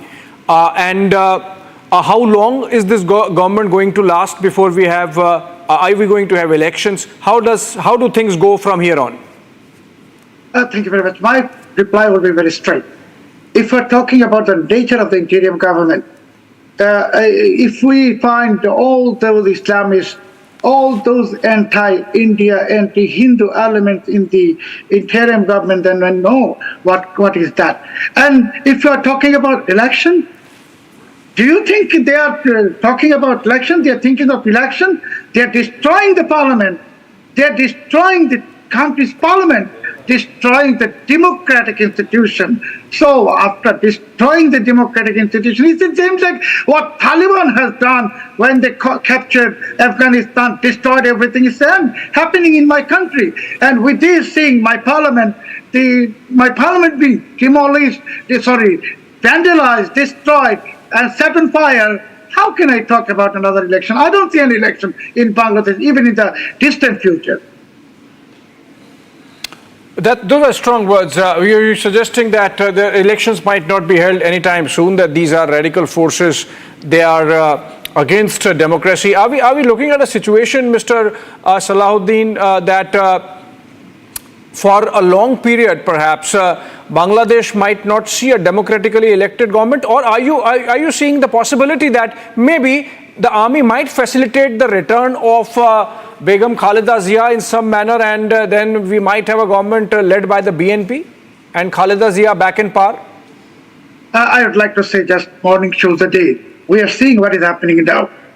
And when you are talking about Khaleda Zia, her son is a convicted terrorist who was involved in supplying weapons to Ulfas. and instigating insurgency inside India. So I mean, and I cannot comment what is going to happen. I'm completely puzzled and I'm very angry seeing that the Bangladesh democracy is at risk and Bangladesh sovereignty is at risk, and this region's peace and stability is at risk because maybe Bangladesh is going to become a vassal state of Pakistani ISIL. Yeah, absolutely. And I think what you have told us, Mr. Salahuddin, adds a lot of perspective for Indian viewers as to what is really happening on the ground. Shawan, if you allow me, I want to ask one more question to Mr. Salahuddin, which is about the safety of the Indian citizens. I'm not talking about the Bangladeshi Hindu citizens, Mr. Salahuddin, but there are about 6,000 to 8,000 Indian citizens in Bangladesh from Dhaka to Sylhet to Chittagong. What about their safety if there is an anti-India sentiment on the ground?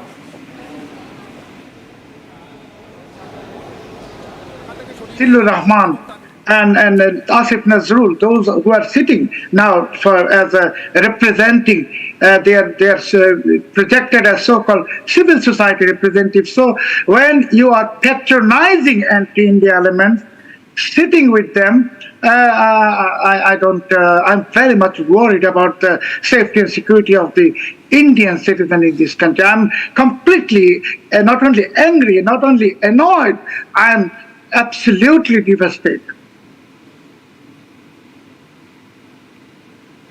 Right. Thank you so much, Mr. Salahuddin. Please stay with us. Shawan, I believe there are more updates coming in. Sheikh Hasina has landed at the Hindon Air Base in a Bangladesh military aircraft. From there, in a chopper, she would be taken to the IGI, the Indira Gandhi International Airport.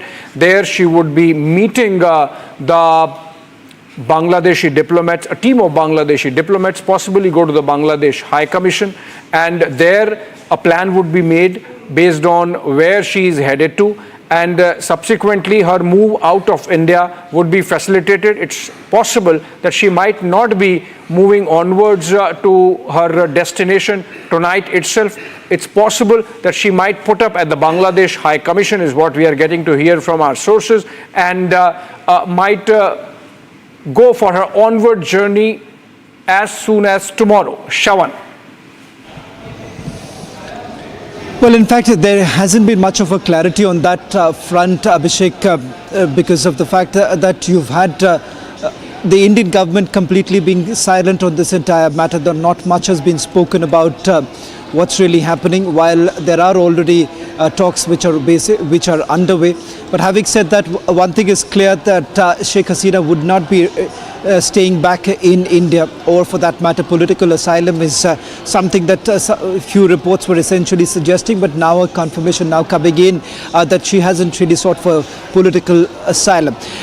This is something that Sheikh Hasina has already witnessed in the past. Remember the fact that she was in exile and she has faced them Khalidizia in the past too. Now, how does this really impact on the ground, Abhishek, is something that one will have to wait and watch, because one, giving a free run to the Jamaat as well as the BNP is of a huge concern.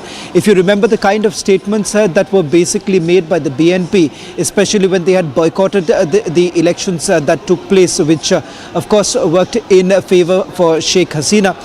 The fact of the matter is that the Americans had largely responded by saying that democracy cannot really operate in isolation or in a vacuum. Now that is a response that really did not go down well with the Bangladeshis, particularly the fact that this was an indication of some sort of an interference that you've had. There is uncertainty looming large right now in Bangladesh, given the fact that you've had Bangladeshi army chief indicating that an interim government will be brought into picture, and that interim government would be looking into the daily affairs of the government till the time the elections are essentially held. Now, whether at all elections are going to happen anytime soon, that's obviously not known at this stage. But let's look at a few key factors right now. Let's just take you through all the developments that have taken place over the last few hours. Around 2:30 this afternoon is what we are being told, that Sheikh Hasina had left from Govt Bhavan. That's the Prime Minister's residence in Dhaka. This after a call was actually given by the protesters of ghirawing her residence. And also earlier in the day, you've already had the Bangladesh Army Chief indicating that he would be addressing the nation. This was around 2 o'clock in the afternoon. News thereafter basically emerged that an ultimatum was basically given to Bangladesh Prime Minister by the army that she should be residing within 45 minutes. So the last image that you see of Sheikh Hasina is in the presence of military officers, number one. Number two, what we have also witnessed is that just after the signing, the resignation that was tendered by Sheikh Hasina, she flew off from Dhaka. There are reports that are coming in that the Indian mission has played an important, a crucial role in helping Sheikh Hasina leave from Dhaka. This was also the same very moment that you have had the protesters continuing with the vandalism that we have seen. Unfortunately, the image that actually came in a short while back of Sheikh Mujibur Rahman's statue being vandalized. Remember, the man who's been credited for the formation of Bangladesh, the man who fought for Bangladesh today, his statue was actually vandalized. Only shows the grim situation on the ground. Now, the fact of the matter is this: many are wondering whether at all this is some sort of a spontaneous protest that are taking place on the streets of Dhaka. Having said that, remember, over the last few days, it has become amply clear that this has taken a clear political turn, that you've had the Jamaat as well as the BNP, the principal opposition party in Bangladesh, really once again challenging Sheikh Hasina's government and indicating that this was a government that was largely being run for their own people, for the Awami League itself. Now, today, the Bangladeshis are staring at an uncertain future, and whether at all the army will be in a position to control the situation on the ground.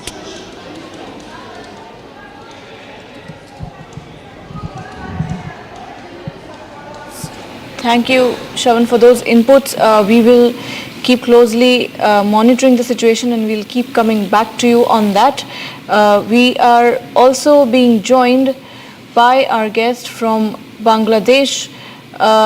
Sir, you have been providing us valuable inputs about the situation that is unfolding. We would also like to know from you how big a risk was there in it for the army, if at all, because what we saw throughout these protests was that there was a lot of anger against the army. There were some students were killed, and which is why there was rising anger against the Bangladeshi army.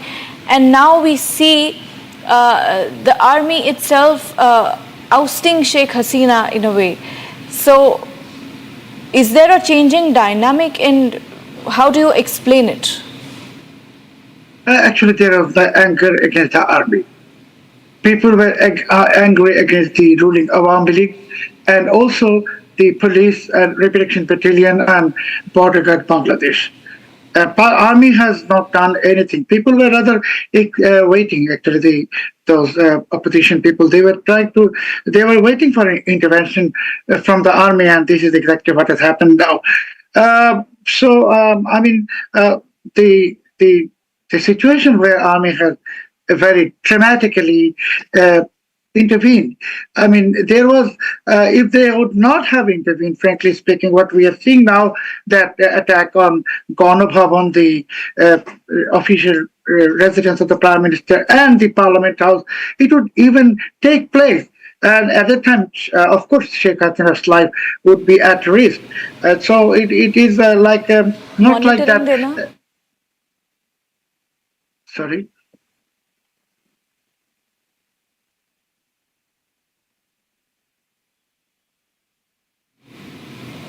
Mr. Azam, what lies ahead in the context of everything that has happened? What lies ahead for Bangladesh now? Are you suspecting a rise of these radical elements, or do you think that this interim government will be able to bring the situation under control?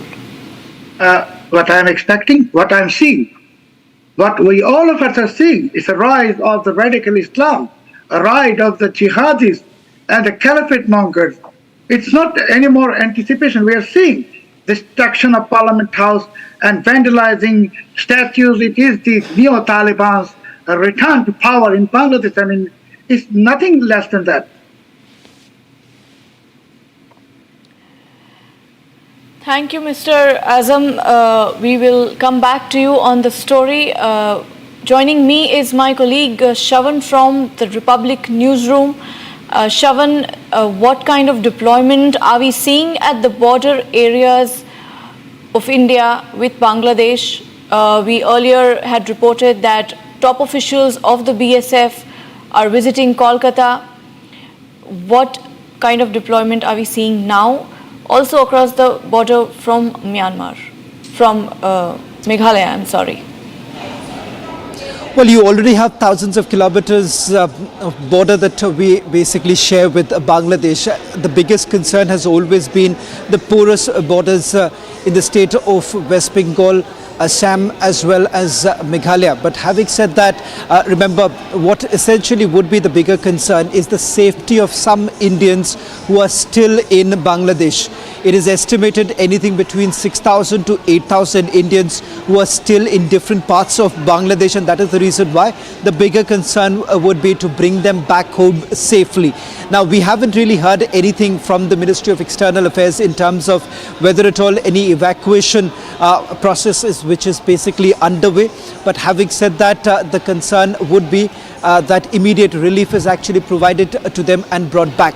Coming back to answer your question with regards to what really happens at the border areas, you've already had the DG of Border Security Force who was currently on a routine visit to the state of West Bengal, has largely spoken about the infiltration that has taken place, and that has been one of the biggest headaches that the border security forces face at this point in time. But having said that, they are also looking at whether at all it was going to have some sort of an impact in border areas, especially regions which are closer to Sylhet in Bangladesh, because that is also another route that is largely taken.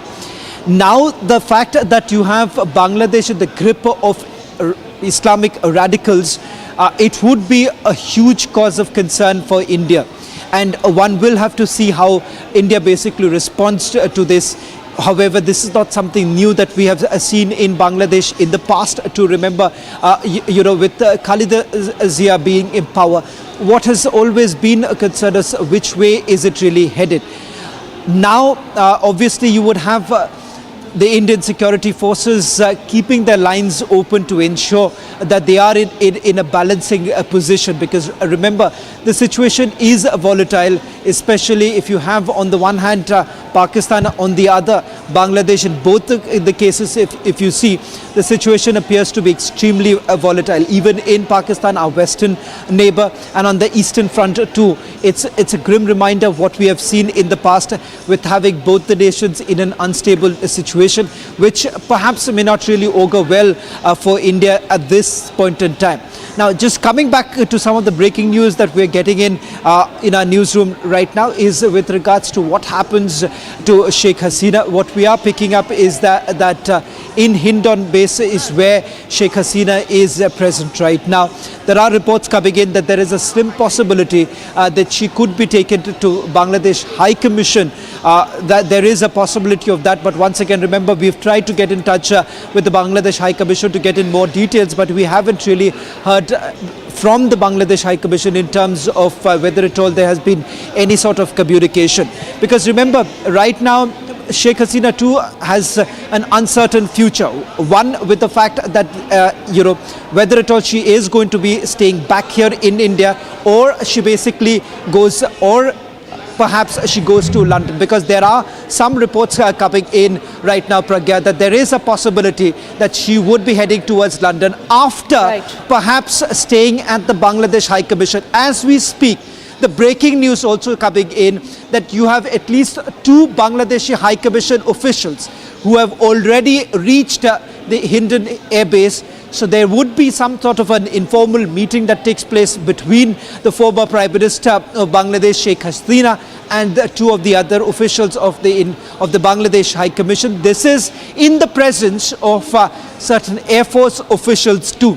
Right now, India is also going to calibrate its position. So remember, with every move that India takes right now, this is being closely watched by the West in particular, who have their own vested interests right now in Bangladesh. So all that put together, net, just to take our viewers through the developments that have taken place so far, it is crucial to note that Bangladesh undoubtedly is headed towards uncertain times, and the fact that you have one of their political leaders who's had at least 4 terms, daughter of Mujibur Rahman, who's had to now fled from Bangladesh.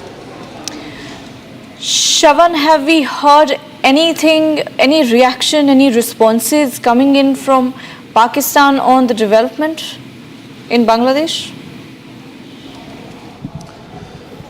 Well, in fact, perhaps they would be watching this in a gleeful manner, because there is always the fear with radicals really coming to power, and the fact that they would have a say. Pakistanis would certainly watch this in a gleeful manner, because they would be hoping that this is not going to really work well for India, because let's not forget, Sheikh Hasina has undoubtedly had a fantastic relationship with the Indian government, not just with Prime Minister Modi, but with the previous dispensations too. Sheikh Hasina has enjoyed a fantastic relationship, and a testament to that is a few of her statements that she has made even after coming back to power, despite the kind of pressure that she has seen in the past, especially from the Western powers, because they would have rather wanted Sheikh Hasina to follow what the West essentially wants in terms of military presence and various other issues that have been flagged by the Western powers. But Sheikh Hasina has always, tilted towards India, because keeping in mind, the kind of contribution that India has made in the formation of Bangladesh. Let's not forget, right from the former Prime Ministers of India, Indira Gandhi, who's played a pivotal role in, during the 1971 war, which is essentially what we have seen. The future of Bangladesh was largely created, in many would say, with the kind of hard work that we have seen from our forces fighting back the Razakars, as the Prime Minister used to call them, Razakars, who have been present there, who Sheikh Hasina has always said has never worked in the interest of the Bangladeshis. Right, Shravan, what is the status of Sheikh Hasina's stay in India? We heard earlier that she will be staying in New Delhi for at least a few hours. She is headed to London. Is that confirmed yet? Well, there isn't any official word really coming in from any quarters right now, but remember, this is a sensitive matter, so it's very unlikely that you would get any sort of an official response from the government at this point in time. But some quick takeaways, I can tell you this. One, with regards to whether at all she has sought any political asylum, because that was one big fear that many had, that if she actually leaves from Bangladesh and comes to a safer location, which many would say is India at this point in time, at least for Sheikh Hasina. It turns out that hasn't been the case. She hasn't sought for any sort of political asylum. In all likelihood, she would be heading towards London, is what we are picking up. There were also certain reports coming in that she could possibly choose Finland. That's where her sister has stayed in the past. So there have been some reports coming in of her moving towards Finland. But remember, we'll have to wait for some sort of an official confirmation really coming in, because some reports also suggesting that there could be an overnight halt right now in the national capital, and thereafter perhaps she would be heading towards London sometime tomorrow, Pragya. So it does appear that right now that the future plan isn't really clear at this stage. Some clarity perhaps would also come in from the Bangladesh High Commission here in the national capital, which has been completely fortified, if I may say so, at this stage, because there have been security concerns, particularly with the High Commission coming under the target? Well, we are tracking the story right from Dhaka. We are also the only channel reporting live from Dhaka. The latest inputs that we are getting is that Sheikh Hasina is in Delhi. She is at the Hindon Air Base, from where she will be taken to T3 by flight. This is the input that we are getting. Another breaking news input that we have just received is Minister of External Affairs S. Shankar is meeting the Prime Minister in Parliament. We do not know if it is regarding the same issue, but most likely it is. External Affairs Minister S. Shankar is meeting Prime Minister Narendra Modi in the Parliament as Sheikh Hasina arrives in India, having escaped the violence in Bangladesh. This is the latest breaking news input coming.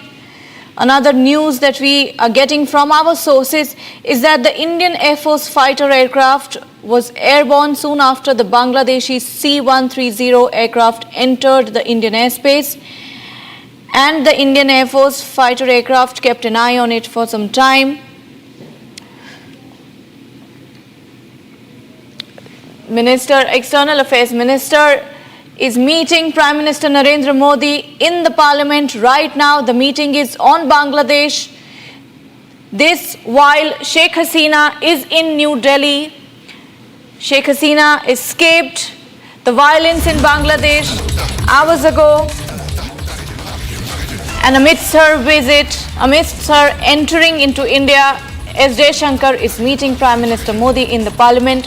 Whether she will stay here sheltered for a long time, it remains to be seen. For now, what we know is that Sheikh Hasina will be in New Delhi at least for a few hours.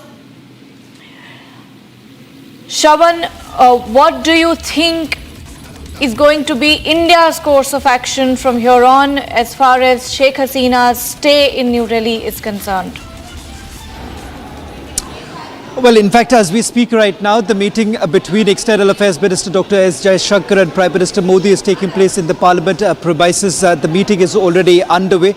That's the latest coming in. This is with External Affairs Minister Dr. S. Shankar briefing the Prime Minister about the situation which is unfolding right now. As far as India's position on this entire matter is concerned, remember, there's absolutely no doubt about the fact that we do share a deep relationship with Sheikh Hasina, and many would say with the kind of comments that she has made in the face of kind of resistance that she has witnessed from the domestic audiences too, despite that she has stood out when it comes to the relationship that she has shared with India. So the breaking news now coming in is of Dr. S. Shankar meeting Prime Minister Modi at the Parliament premises. This is with regards to briefing the Prime Minister about the current situation.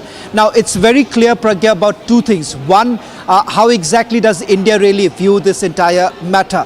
India has been very clear as far as the relationship it shares, in particular with Sheikh Hasina, and the fact that as far as India's position on democratic issues are concerned, India would have always advocated the fact that it is important that peace prevails, and secondly, one does not really compromise with democratic practices. Now, that has largely been India's position on most issues.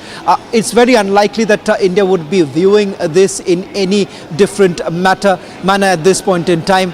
And that is the reason why, remember, with reports really coming in that you've had the Indian mission in Dhaka facilitating the movement of Sheikh Hasina taken away from the Ganga Bhavan, which was, laid siege. And that is the reason why we are being told that some reports are suggesting that all efforts were taken to ensure that Sheikh Hasina is taken out in a safe manner.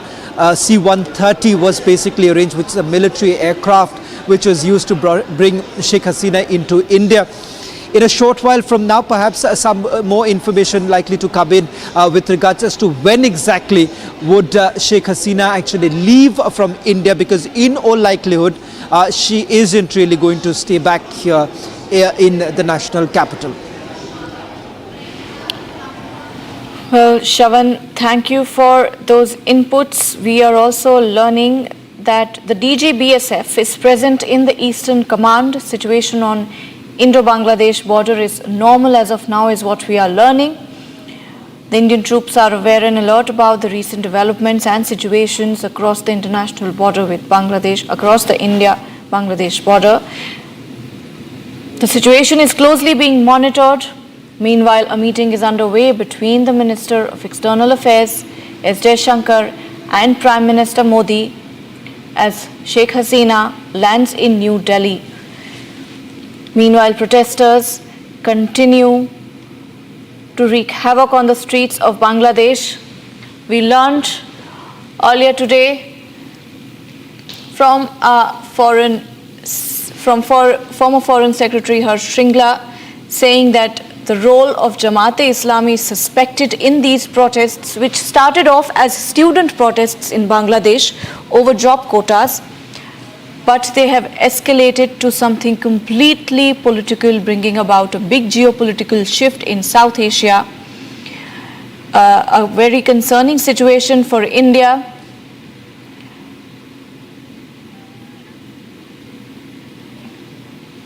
Shravan, what are the latest developments we are getting as far as India monitoring the situation is concerned? Well, in fact, Pragya, I was unable to hear your question, but as I understand, pertaining to the latest developments, right now, obviously there isn't much clarity really coming in as far as whether at all she immediately leaves for London or she would be staying back at the High Commission here in the national capital and perhaps take the flight in a short while from now. I'll also bring in my colleague Iona on this entire matter. Just a quick response and also what the latest developments. We'll try and quickly recap for all our viewers in terms of what has really happened in the last few hours. Iona, what more details are you picking up? Well, Shravan, in fact, what we can see right now is that there are top-level meetings that are currently underway. Given the situation in Bangladesh that has happened, and Republic has been reporting on all the latest developments, what we are learning right now at the moment, Pragya, is that India's border security force and top brass are holding high-level meetings. We're learning that the BSF is present in the Eastern Command meeting, and the situation that is unfolding in the Indo-Bangladesh border is being closely watched and monitored. Our troops are on standby, that is what we are learning. They are aware and alert just in case security situation comes up. And this is what we're picking up as of now. And this, of course, comes in the wake of Prime Minister Modi holding talks with our External Affairs Minister Dr. S. Jaishankar on the latest developments. That's the latest really coming in, because one of the biggest concern would be to ensure that our borders are basically secure, and particularly keeping in mind that you've had major concerns about the porous borders in states like Meghalaya as well as West Bengal. You've had the West Bengal Chief Minister a short while back stating that she would be taking advice from the centre on this entire issue, and she's also urged to maintain peace in the state of West Bengal, because you do have concerns right now that whether at all this is going to have some sort of a ramification here in India. Just let me also now quickly take our viewers through more developments coming into our newsroom with regards to what's really happening. Now, if you see the images that we are putting out, this is what's really happening currently in Dhaka and a few other cities in Bangladesh. Violent protests are taking place. You've had the protesters storming inside the parliament. Not just that rioters going completely amok in other cities too. So the situation undoubtedly appears to be extremely grim. We haven't got any sort of formal statement coming in from Bangladesh Army in terms of what is it they are really doing to control the situation, because it appears that a free run has been given to the protesters. they perhaps cannot be seen as just student protesters, because you've had this entire protest taking a complete political turn with the Jamaat participating in it. You've had the call that was actually made earlier. This was on Sunday when a call was given by those who have been carrying out the protest, saying that the Prime Minister's residence or the palace is going to be carried out by them. And then, of course, you've had the army chief this morning indicating that he would be speaking to the nation. That in itself was a clear indication that all is not well for Sheikh Hasina. Reports now suggesting that she was given an ultimatum by the army to immediately quit. And that's exactly what has happened, because if you see that image of Sheikh Hasina in the presence of military officers, had to basically tender her resignation. In fact, what we are also picking up, that she wasn't even allowed to record a message, a departing message, before she had to leave the country. Well, a lot depends on how the people of Bangladesh take their country forward. India really depends on that, largely depends on the response of the people of Bangladesh, with whom we have shared close ties, historically close ties. The involvement of radical elements, meanwhile, is unfortunate, bad, and a dangerous news for the minorities in Bangladesh. We have repeatedly heard news of persecution of religious minorities in Bangladesh. We have seen a lot of minorities seeking shelter in India for the same reasons. And in the past 2 days, what we have seen is violence against Hindus, minorities in Bangladesh. And if radical forces gain any more power than they already have, this more likely means more violence against minorities in the neighboring country. Shravan, have we heard anything about these cases of violence? We heard that there were a few deaths earlier in the day and yesterday. What more are we getting in terms of violence against minorities in the neighboring country? Well, before I answer your question, Prakrit, there is also some development taking place. We'll try and put out the visuals in a short while from now. But I'm being told that the Bangladesh Home Minister's residence has been set on fire. I'll bring in my colleague Ayona for the latest. Ayona, what more are you picking up? Well, Shravan, protests are continuing in Dhaka, and violence is seeing no end. In fact, the latest that we're picking up right now is that the Bangladesh Army Chief is going to have a sit-in and discussion with the students and teachers who are out on the streets of Dhaka. And let's remember that these are very fast-paced developments. We earlier saw the Prime Minister being ousted out of her residence. She has come to India. We're still awaiting her next move. And in the wake of all these fast-paced developments, we're now learning that the Bangladesh Army Chief is going to have a word with the students and the teachers who are out on the streets. That's expected sometime late in the evening? Well, the Bangladesh media is yet to provide clarity, and we are yet to receive exact information from our sources.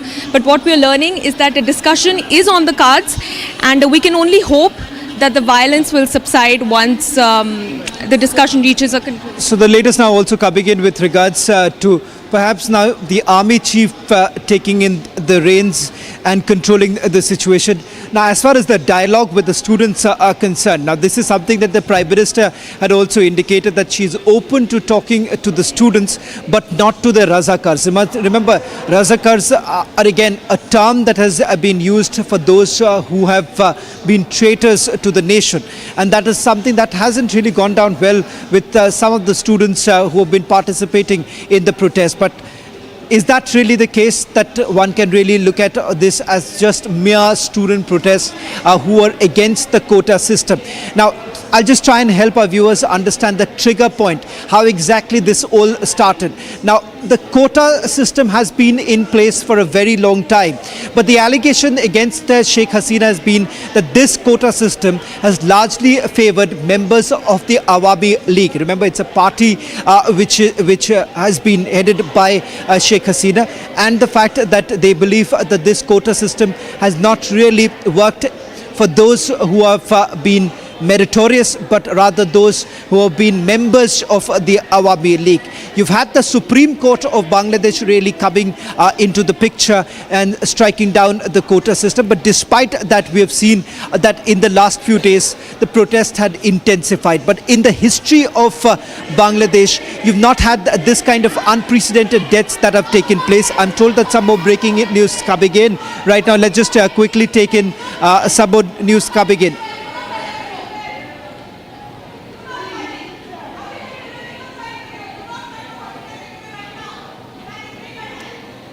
Right, Shravan, we are closely tracking every update that's coming to us. Currently, we have learnt that BSF DG is meeting top army commanders at Eastern Command headquarters. India is completely on alert and is monitoring every development in the neighboring country of Bangladesh. We are getting a lot of visuals are pouring in from Bangladesh, from Dhaka especially, where we can see pictures, visuals, videos of government institutions, buildings being set on fire, vandalized, complete breakdown of law and order in Bangladesh. This visual where we can see Sheikh Hasina's image being taken down, we see some officials taking down that image, but there's no sense of finality, in the sense that no conclusion can be derived as of yet out of these visuals, because it was on Sheikh Hasina's orders, her government's orders, that the army was deployed to curb the protests, the so-called student protests that were ongoing in Bangladesh, and the possibility that the army may have ensured her safe release, may have apprised her of the situation, and that the situation could escalate, could pose a threat to her. And so it is very much possible that the Bangladeshi army itself may have been instrumental in the escape of Sheikh Hasina, and perhaps they are in a state of placating these anti-social elements, because we have to remember that there was a lot of anger against the army as well. While there is anger against the Awami League, there was definitely a lot of anger against the army as well, amidst the murders, amidst the killings of the so-called student protesters in Bangladesh. Shravan, am I right in this understanding? Can it be said that the army, Bangladeshi army, was instrumental in the escape of Sheikh Hasina?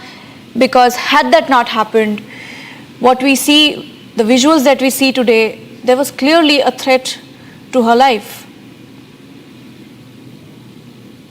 Shravan, can you hear me?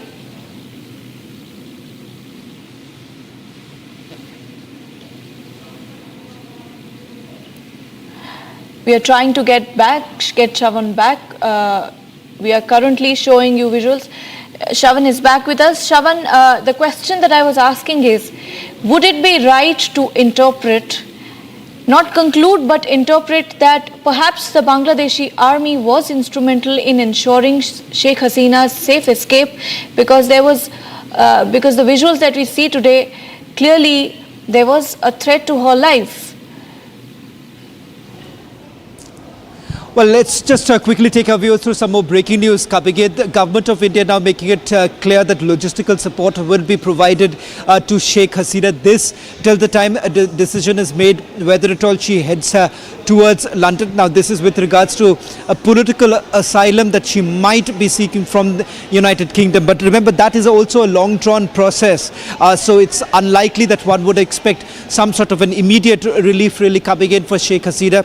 All that we can say is that the the government has basically agreed to provide all necessary logistical arrangement for Sheikh Hasina's stay till the time there is more clarity as to what happens to Sheikh Hasina in the future. So we are getting in the breaking news right now in terms of what's being prepared for Sheikh Hasina. She in all likelihood would be staying back perhaps sometime tonight. This would be at the High Commission is what we are picking up, and headed towards London sometime tomorrow. But again, we are waiting for some sort of an official confirmation really coming in terms of a future movement in this entire matter.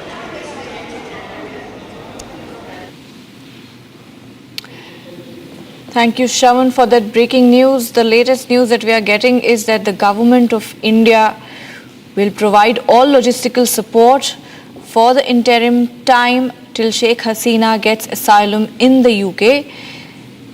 We do not know whether she has formally sought asylum from the United Kingdom, but India has only approved her interim stay. All arrangements for the stay are being made. So now we have another stakeholder in this developing situation where it remains to be seen whether UK will grant asylum to Sheikh Hasina.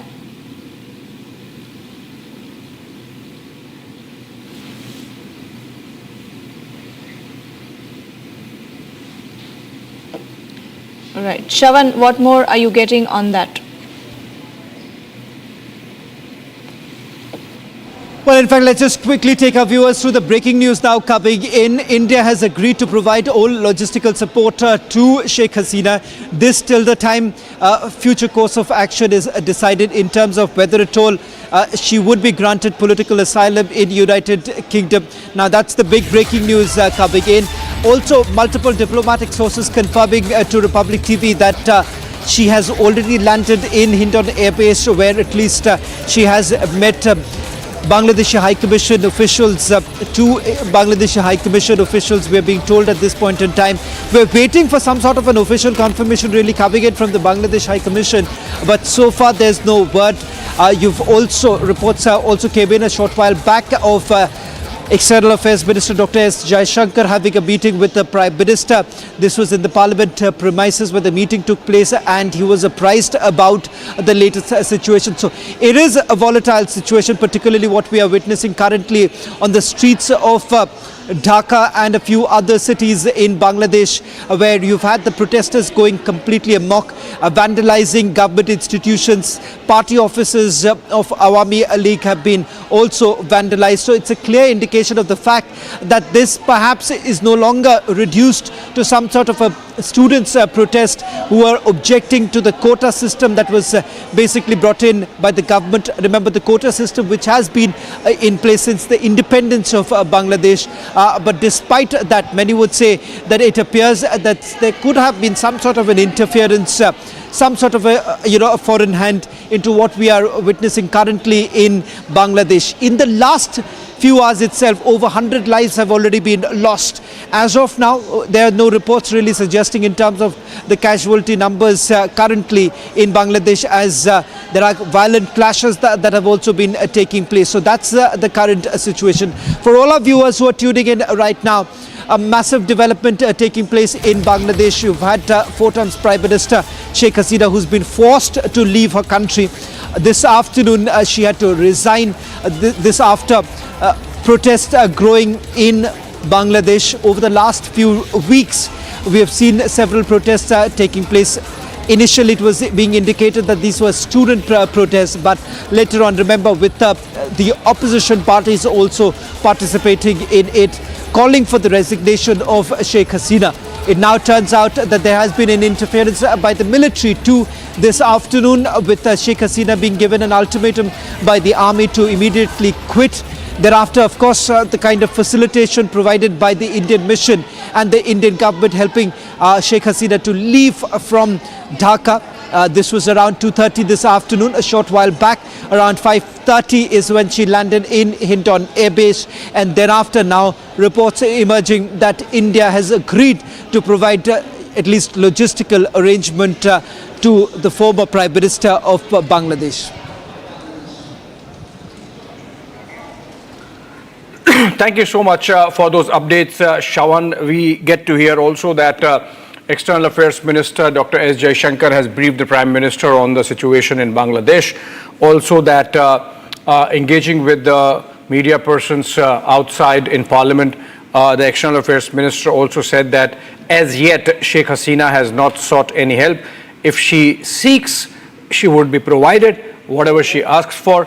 This is obviously just part of the facilitation process so long as Sheikh Hasina is on Indian territory.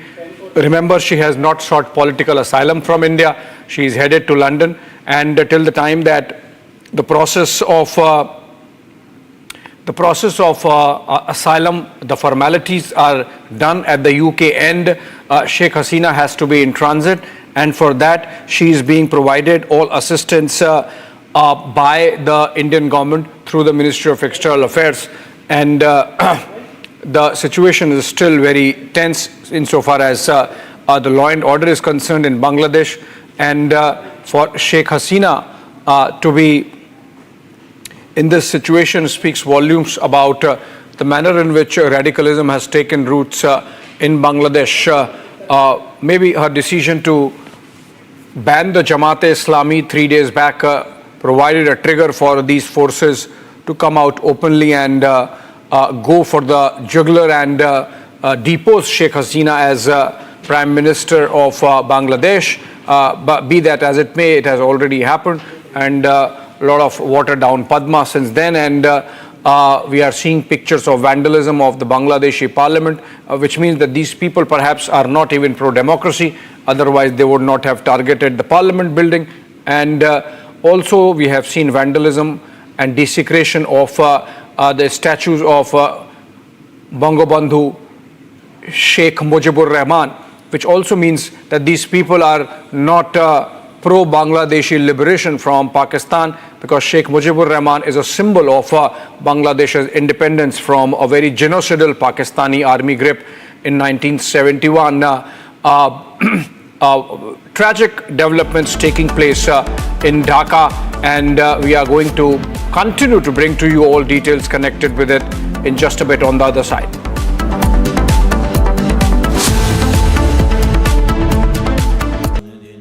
Now you can study 5-year law degrees in Dubai at Amity, approved by the Bar Council of India. Amity University Dubai has been ranked as the best campus in the Middle East, with students from over 50 nationalities. To study law in Dubai, visit amity.edu/Dubai.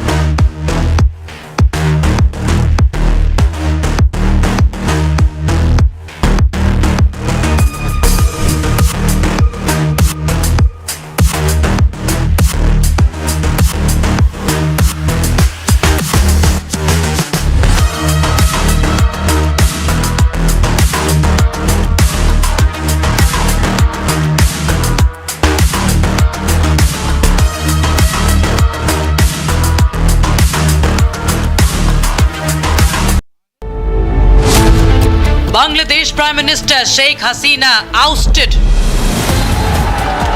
Coup in the name of student protests.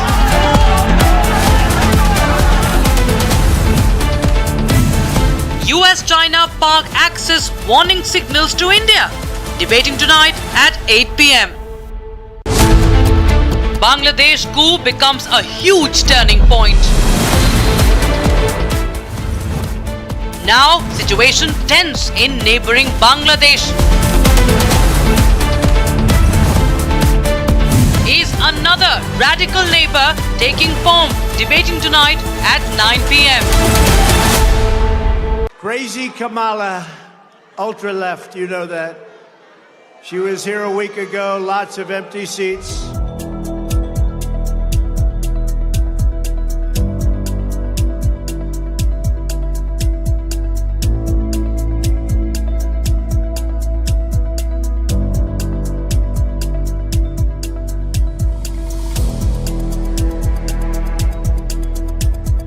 Crazy Kamala, ultra-left, you know that.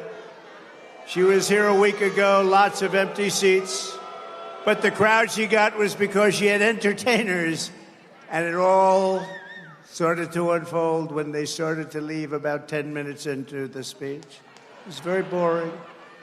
I don't need entertainers. I filled the stadium because I'm making America great again. That's our entertainment. That's our entertainment, making America great again.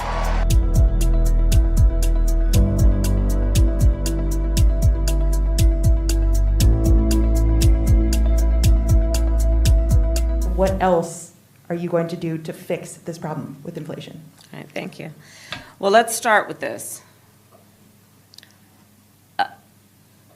Prices have gone up, and families and individuals are dealing with the realities of that bread costs more, that gas costs more. And we have to understand what that means. That's about the cost of living going up. That's about having to stress and stretch limited resources. That's about a source of stress for families that is not only economic, but is on a daily level, something that is a heavy weight to carry. So it is something that we take very seriously, very seriously.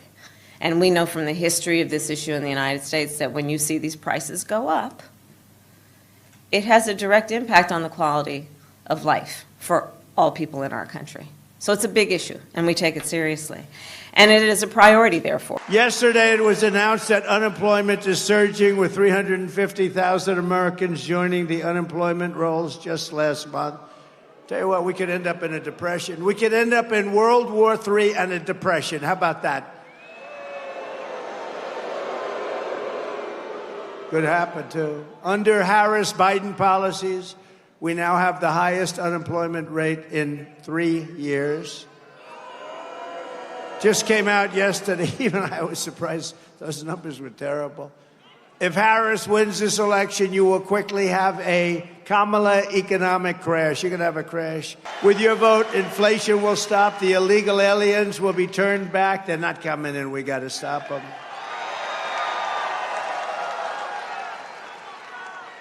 Did you see where she's now saying, oh, we had a very good border. Oh, great. They had the worst border in the history of the world. It's all misinformation. That's all they're good at, that and cheating on elections. They're very good at that.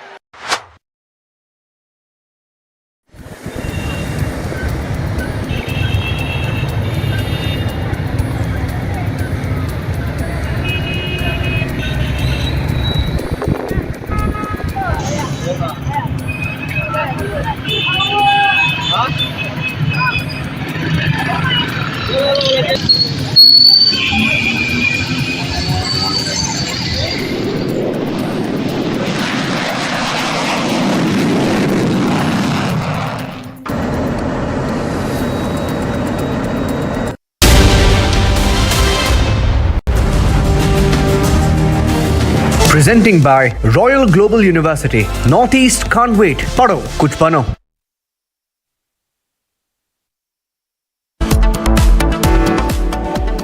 Government of India approves interim stay of Sheikh Hasina, former Bangladesh Prime Minister, to stay in India until Britain grants political asylum.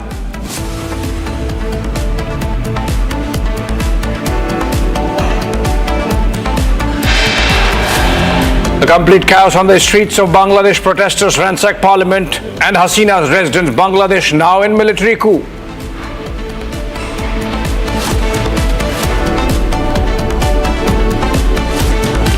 And External Affairs Minister S. Shankar briefs Prime Minister Modi in Parliament over situation in Bangladesh.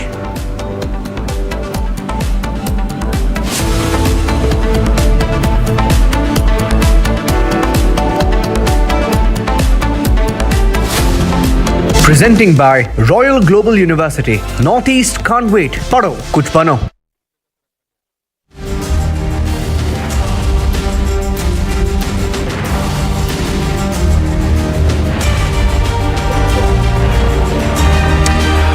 Well, starting this edition with some latest updates now coming in, ladies and gentlemen. Big development from Bangladesh. Prime Minister Sheikh Hasina was forced to resign.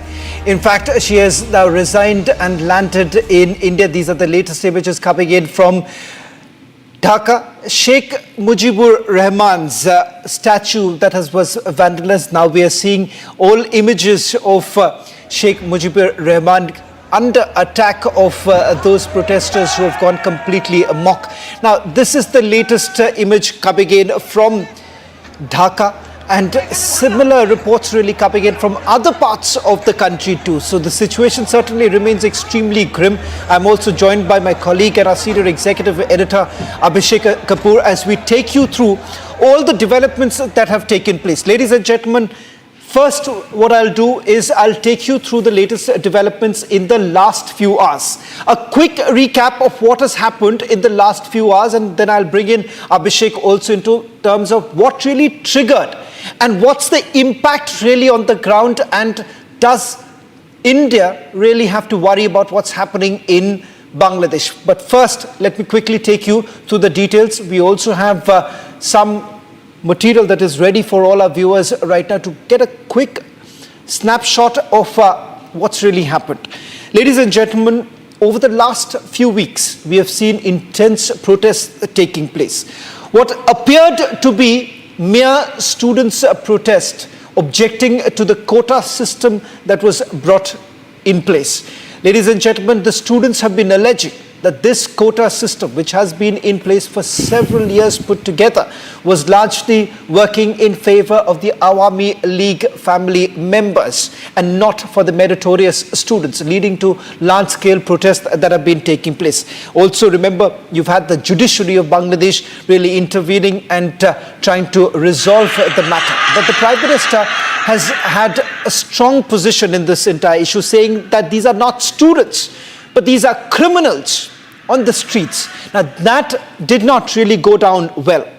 A protest which was largely being seen or viewed as organic wasn't really the case, because several within the political forum indicating that there is a foreign interference. Ladies and gentlemen, just about a few days ago, we had first told you through the interview that we had done of the former INB minister and also advisor to Prime Minister Sheikh Hasina, saying that they've seen how the Americans have actually responded post the elections that took place.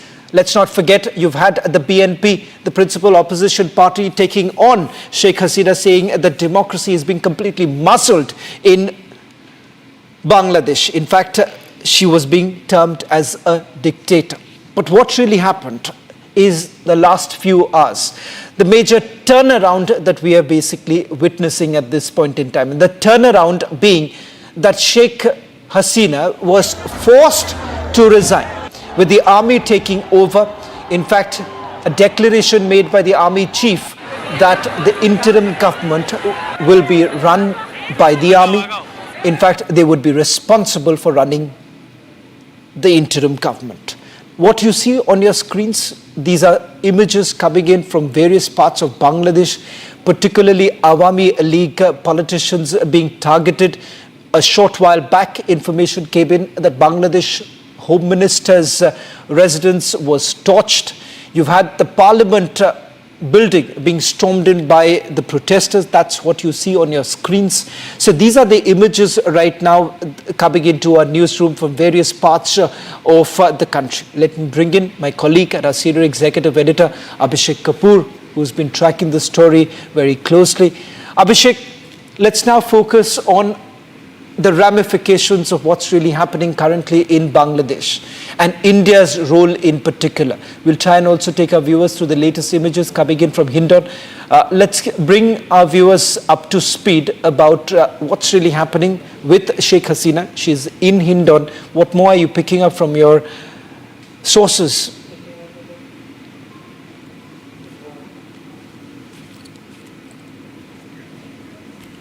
Okay, Shravan, so far as the implications of these developments are concerned for India, it does not look good, though of course it's still a fluid situation, but we have to understand that Sheikh Hasina was sort of a bulwark against those radical forces in Bangladesh who would stand to gain, who would be emboldened, and some of the glimpses of which we are getting already in the pictures from Parliament to the vandalism of statue of Sheikh Mujibur Rahman.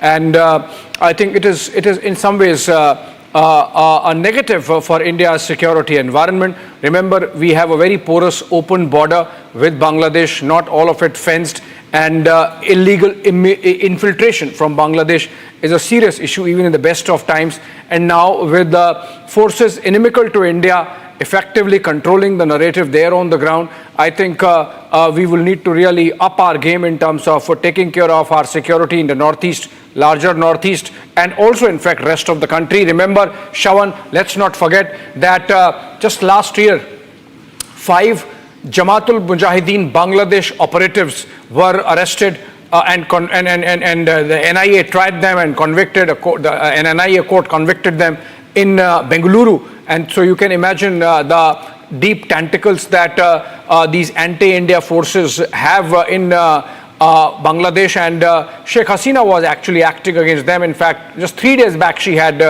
banned the Jamaat-e-Islami, the ideological fountainhead of these forces, and she was taking on those forces which were traditionally seen as anti-India, and this seems like a victory for them.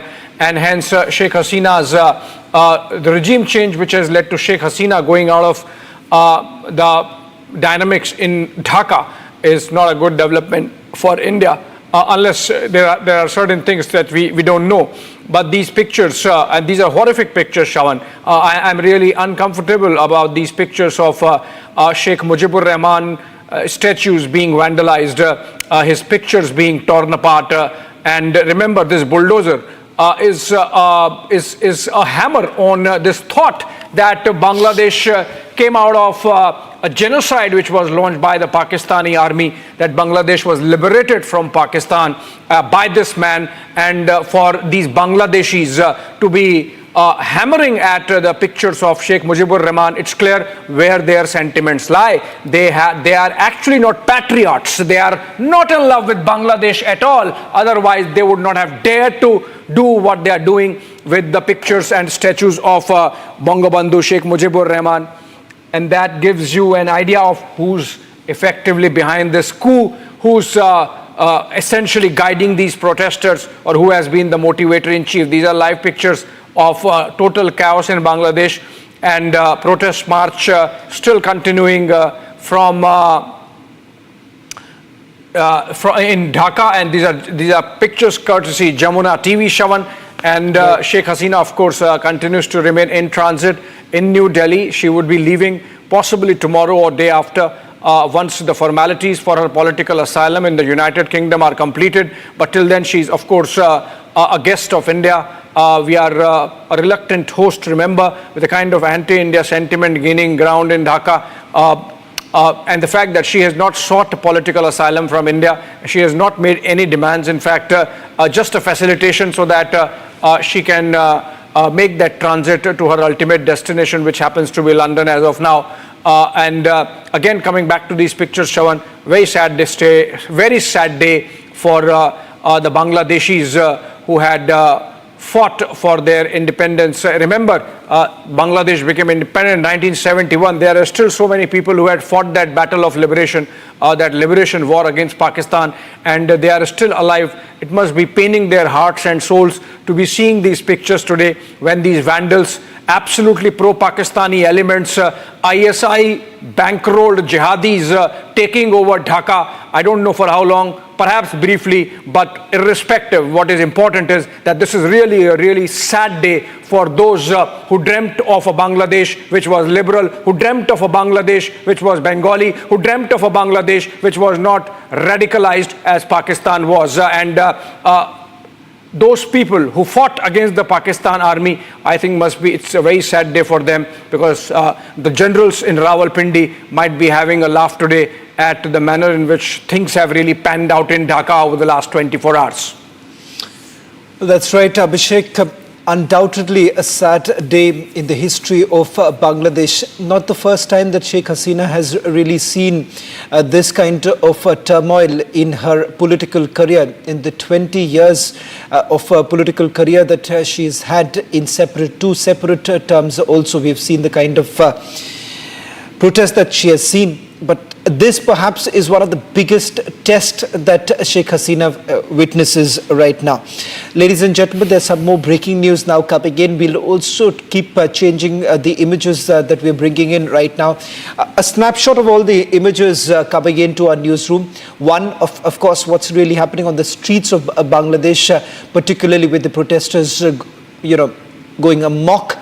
But at the same time, let's also go across and see if we can have a reporter live from Hindon airbase where Sheikh Hasina is currently present. In fact, the latest coming in, Abhishek, that National Security Advisor Ajit Doval, in fact, has met Sheikh Hasina. The meeting lasted for roughly about an hour, is what our reporters on the ground are indicating, that he had gone in a short while back. That's the latest coming in. We'll try and see if we can also get across to our reporters on the ground. But Abhishek, as far as the security forces are concerned and how exactly India really views the matter, beyond going in all out to support Sheikh Hasina at this point in time, especially with the kind of old relationship that India shares, in particular with the Awami League, and of course, not to forget that the Awami League has always been good in the interests for India, and that is the reason why we have seen the kind of the help that has been extended time and again by India to Bangladesh, and also preventing Bangladesh from buckling under the Western pressure from various issues. India has always stepped up. But how do you really see the security concerns really panning out right now, with the Jamaat getting a foothold in Bangladesh? Because many would be fearing that the Awami League, which has been staunch about being a secular party, they have been staunch. If you see the kind of history that the Awami League, which of course started as the Awami Muslim League and thereafter dropping Muslim, clearly sending across a strong message that this is not going to be East Pakistan. It is going to bring in the values that the Awami League has always felt about Bangladesh, the rich history that Bangladesh has had. But today all seems it seems collapsing, particularly with Awami League being target number one. Abhishek. Well, Shawan, first up, this is a huge development, and this is a strong message being sent by India. The fact that National Security Advisor Ajit Doval receives the deposed Prime Minister at Hindon Air Base, spends some time with her, shows that we are not abandoning a friend in need, and that's what is said. A friend in need is a friend indeed. And Sheikh Hasina has been a friend of India, and she turned around Bangladesh in favor of India. And so in her bad times, we are not going to abandon her. And that's why, as a courtesy, the National Security Advisor received her at the Hindon Air Base. Subsequently, we are seeing External Affairs Minister Dr. S. Jaishankar going to meet her and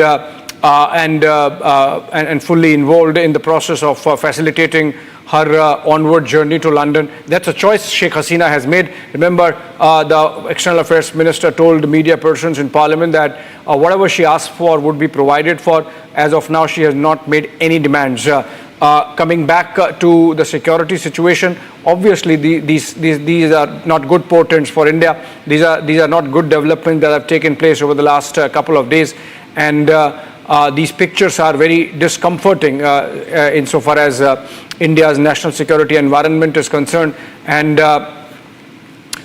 so I would say that we have to wait and watch NSA Doval meeting. And you mentioned Awami League also, Shravan. Remember that the interim government that has been formed by the army, it excludes Awami League representation, and that gives you an idea of the kind of changes that are taking place in Dhaka. And effectively we have a government which is minus the Awami League, the only force which was very friendly towards India in terms of Bangladeshi politics. So I think these are not the best of times to be thinking about India's security situation. India's security situation in the east. But let's continue with this conversation on the other side of a short break, Shravan.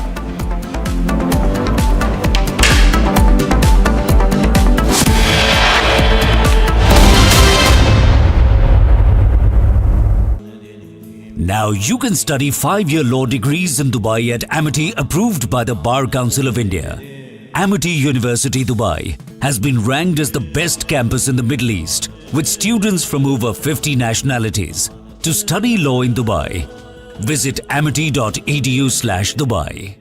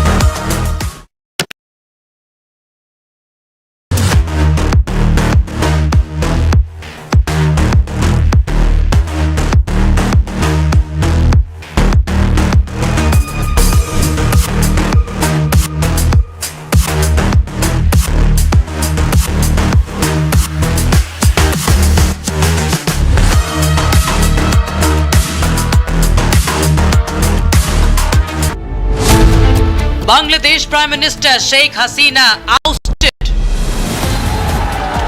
Coup in the name of student protests.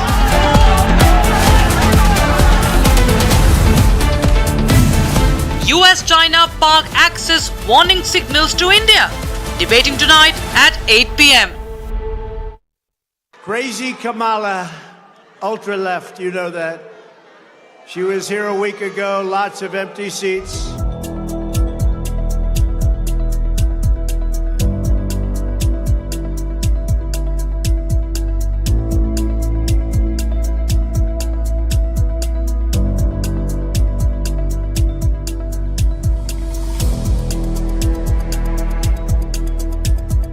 Crazy Kamala, ultra left, you know that. She was here a week ago, lots of empty seats. But the crowd she got was because she had entertainers. And it all started to unfold when they started to leave about 10 minutes into the speech. It was very boring. I don't need entertainers. I filled the stadium because I'm making America great again. That's our entertainment. That's our entertainment, making America great again.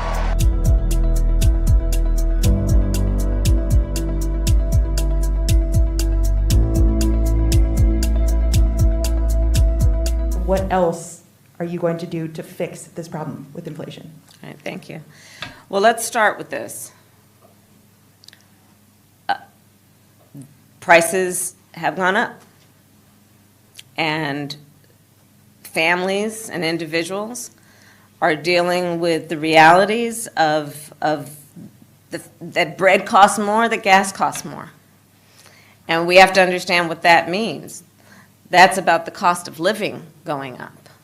That's about having to stress and stretch limited resources. That's about a source of stress for families that is not only economic, but is on a daily level, something that is a heavy weight to carry. So it is something that we take very seriously, very seriously. And we know from the history of this issue in the United States that when you see these prices go up, it has a direct impact on the quality of life for all people in our country. So it's a big issue, and we take it seriously. And it is a priority, therefore. Yesterday, it was announced that unemployment is surging, with 350,000 Americans joining the unemployment rolls just last month. Tell you what, we could end up in a depression. We could end up in World War III and a depression. How about that? Could happen, too. Under Harris-Biden policies, we now have the highest unemployment rate in 3 years. Just came out yesterday, even I was surprised, those numbers were terrible. If Harris wins this election, you will quickly have a Kamala economic crash. You're going to have a crash. With your vote, inflation will stop. The illegal aliens will be turned back. They're not coming in. We got to stop them.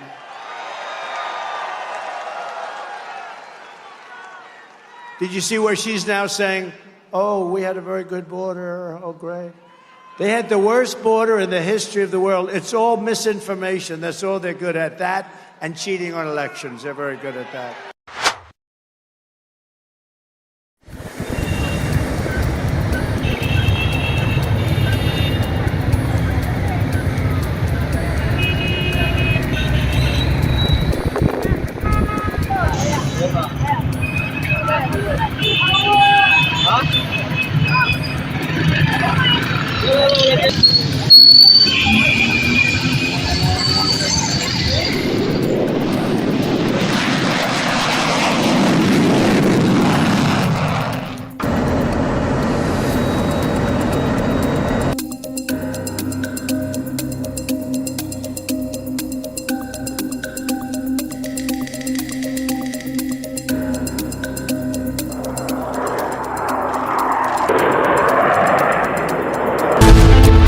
Bangladesh coup becomes a huge turning point. Now, situation tense in neighboring Bangladesh. Is another radical neighbor taking form? Debating tonight at 9 p.m. Now you can study 5-year law degrees in Dubai at Amity approved by the Bar Council of India. Amity University Dubai has been ranked as the best campus in the Middle East with students from over 50 nationalities. To study law in Dubai, visit amity.edu/Dubai.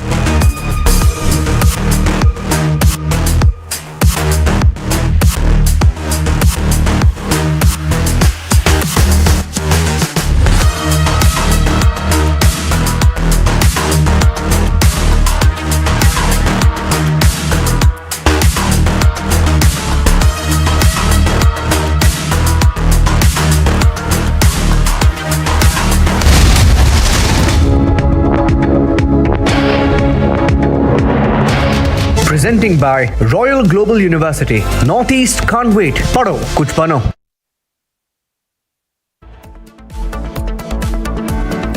Government of India approves interim stay of Sheikh Hasina, former Bangladesh Prime Minister, to stay in India until Britain grants asylum.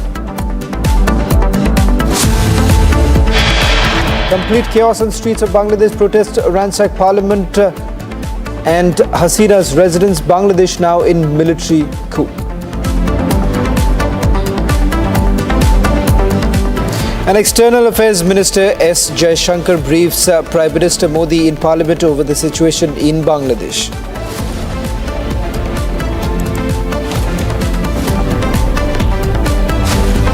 Presenting by Royal Global University. Northeast can't wait. Padho, kuch bano.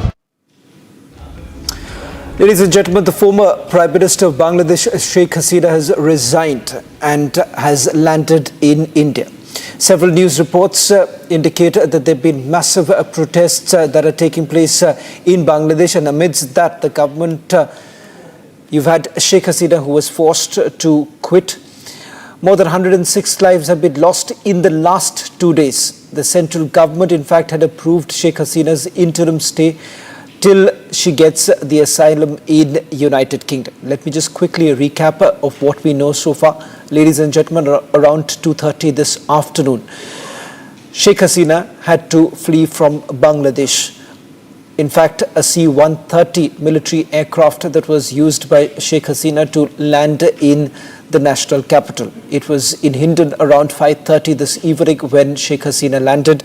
The latest now coming in that Indian government has agreed to provide all logistical support to Sheikh Hasina till the time her asylum is granted by United Kingdom. There is no word really coming in from the Bangladesh High Commission at this point in time. All that we know is that Sheikh Hasina had a meeting with National Security Advisor Ajit Doval. The meeting lasted for roughly about 1 hour. Let me also quickly take you through the latest developments taking place in different parts of Bangladesh right now. There are massive protests that are taking place earlier in the day. Protesters ran amok, entered the parliament. In fact, Sheikh Mujibur Rahman's statue have also been vandalized. The target essentially being the Awami League. Let me bring in my colleague Anirban, who's joining us from Kolkata newsroom. Let's bring in Anirban right now for the latest coming in. Anirban, just walk us through the details that you're picking up in terms of what next, because as we understand, the student wing likely to demand for an interim government, and that announcement is going to be made around 8 o'clock in the evening. Any more details you're picking up as far as who exactly would be part of the interim government? Shawan, the details or names of the interim government has already been given. Safiullah Khan is Safiullah Khan's name is being proposed as the head of the interim government, and 10 other members are there, from retired judges to ex-army officers or ex-army generals. But right now the situation in Bangladesh, either in Dhaka or in the other parts of the country, is gruesome. The grotesque pictures of beheading the statue of Sheikh Mujibur Rahman, who actually established the new Bangladesh, the democratic Bangladesh, the free Bangladesh from Pakistan, East Pakistan. His statue has been vandalized. The museum named after Sheikh Mujibur Rahman, which was actually a museum for the freedom movement of Bangladesh, all the memorables and memorabilia were kept in that museums. Those are actually associated with the freedom movement of Bangladesh, has been vandalized at first, and then it was fired, it was torched. So the blazing pictures, firing pictures, blazing pictures of fire and grotesque pictures of vandalizing the statues, and then the gruesome pictures of vandalism and brutality is coming from Bangladesh. And we have also heard that Hindu temples or the minorities are being attacked in Bangladesh in the name of they were the supporters of Awami League. In this frame, they are being attacked. But right now we are not showing any visuals or any pictures of this, though we are trying to actually confirm those pictures which are coming to us from the different parts of Bangladesh, either from the capital Dhaka. The ISKCON temple is being heard that is being attacked, and from the other parts of the Bangladesh, from Narayanganj to Pirojpur to any other district town, the news is coming that the minority people, especially the Hindus, are being attacked in the name of being Awami League supporters, or supported the vandalism of Awami League supporters or Awami League workers when Hasina was in power. So this is actually the picture of picture that is now prevailing in Bangladesh. And you are talking about the students movement. The main leaders of the students movement has already said that they are not going to accept any interim government which is not as per their demand. So from the anti-quota movement, then Hasina Hata, that means Hasina has to go. The movement take another turn at that point of time. Now when Hasina is out of power and she is out of her own country. Now they are actually want to try form a government. They are actually demanding a government which they will form according to their terms and conditions. Chavan. Honorable, I'll just request you to stay on with us because I'm told that we are likely to get a voice from Dhaka right now in a short while from now to just get you a sense of what's really happening there, because the situation appears to be extremely grim, volatile. We'll try and go across to our reporters on the ground, but slipping into a short break, we'll be back with live coverage coming in from Dhaka.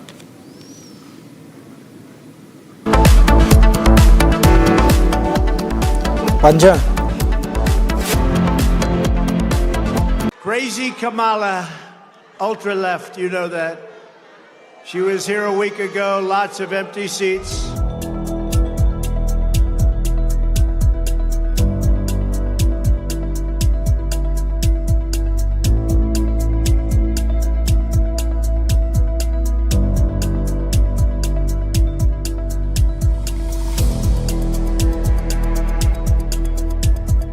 Crazy Kamala, ultra left, you know that.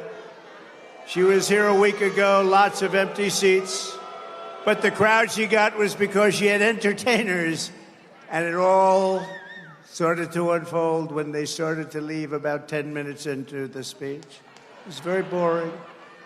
I don't need entertainers. I filled the stadium because I'm making America great again. That's our entertainment. That's our entertainment, making America great again.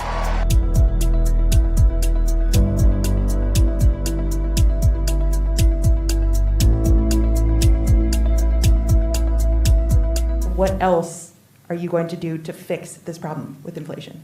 All right, thank you. Well, let's start with this.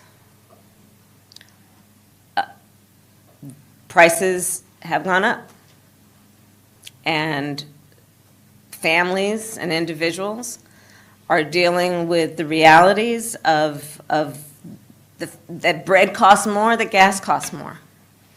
And we have to understand what that means. That's about the cost of living going up. That's about having to stress and stretch limited resources. That's about a source of stress for families that is not only economic, but is on a daily level, something that is a heavy weight to carry. So it is something that we take very seriously, very seriously. And we know from the history of this issue in the United States that when you see these prices go up, it has a direct impact on the quality of life for all people in our country. So it's a big issue, and we take it seriously. And it is a priority, therefore. Yesterday, it was announced that unemployment is surging, with 350,000 Americans joining the unemployment rolls just last month. Tell you what, we could end up in a depression. We could end up in World War III and a depression. How about that? Could happen, too. Under Harris-Biden policies, we now have the highest unemployment rate in 3 years. Just came out yesterday. Even I was surprised. Those numbers were terrible. If Harris wins this election, you will quickly have a Kamala economic crash. You're going to have a crash. With your vote, inflation will stop. The illegal aliens will be turned back. They're not coming in. We got to stop them.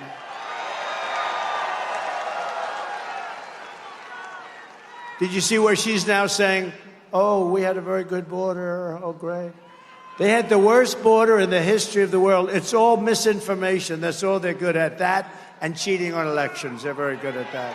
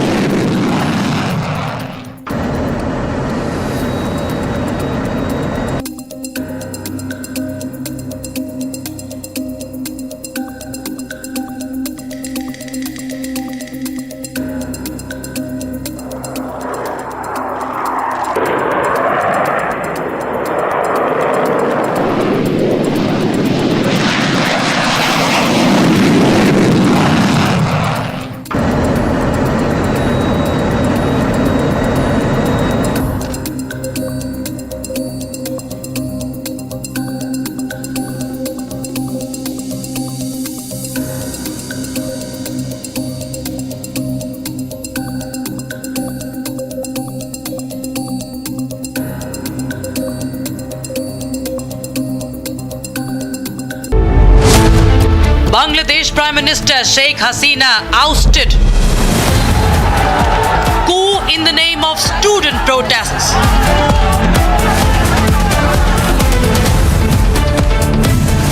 US-China park access warning signals to India. Debating tonight at 8 p.m. Now you can study 5-year law degrees in Dubai at Amity, approved by the Bar Council of India. Amity University Dubai has been ranked as the best campus in the Middle East, with students from over 50 nationalities. To study law in Dubai, visit amity.edu/Dubai.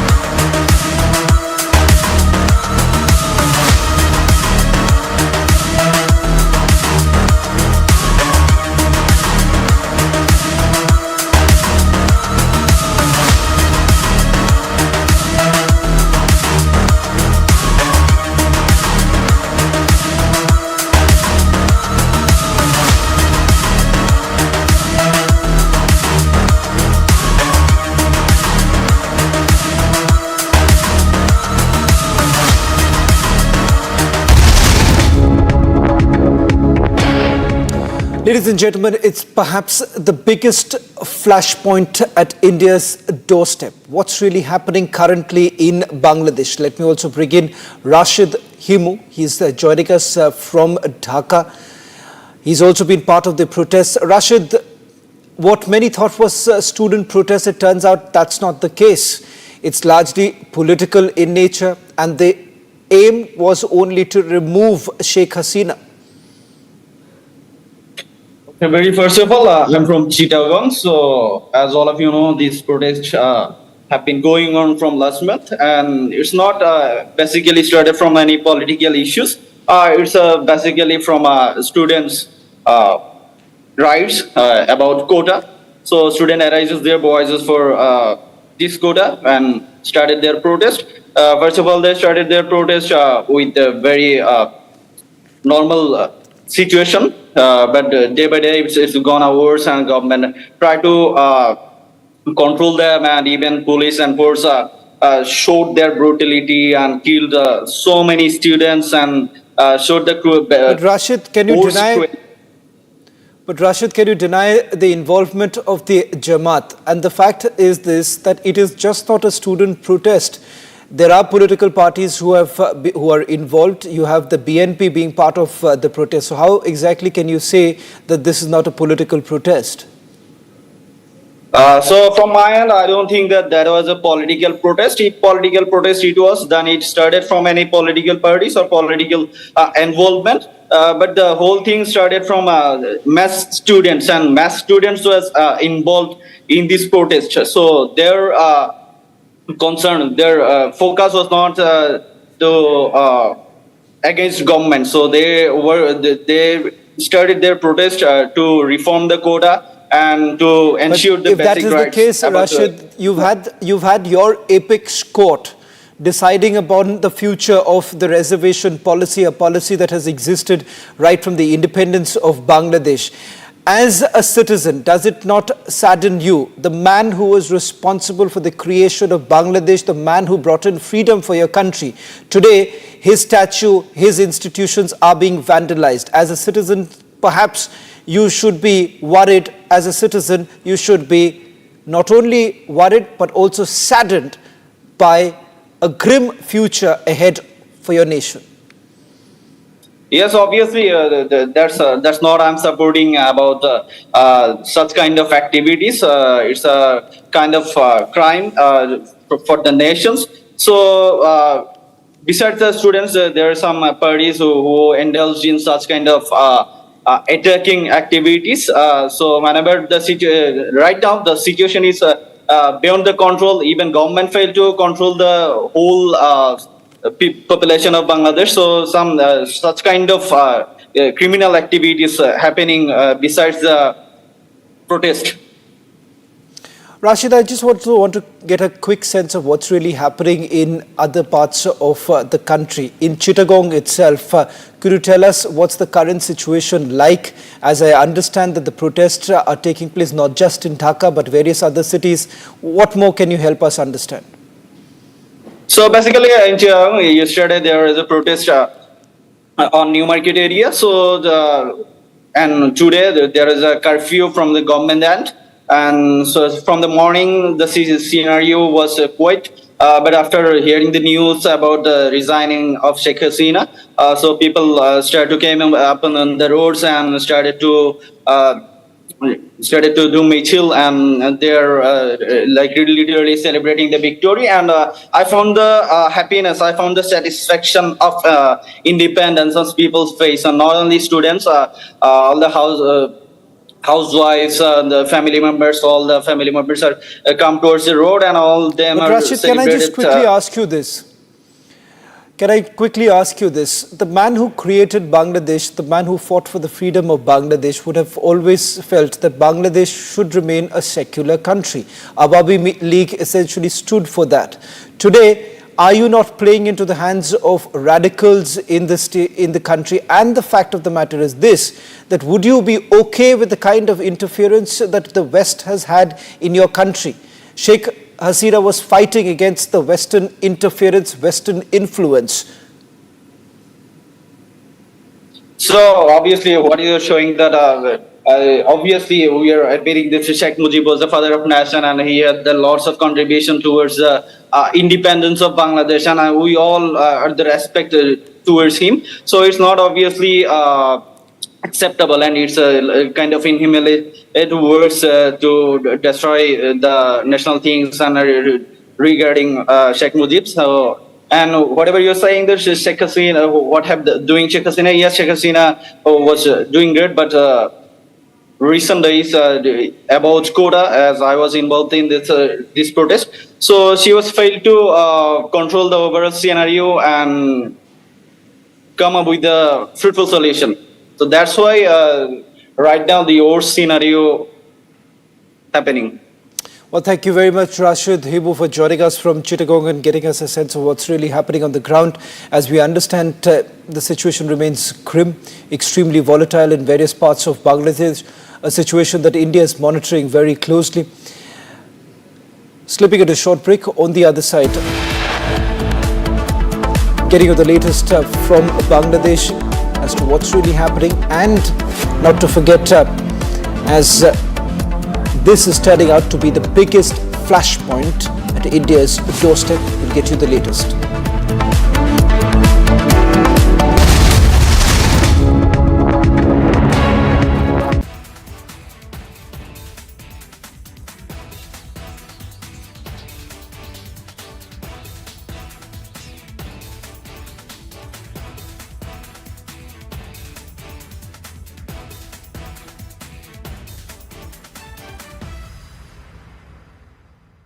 Crazy Kamala, ultra-left, you know that. She was here a week ago, lots of empty seats.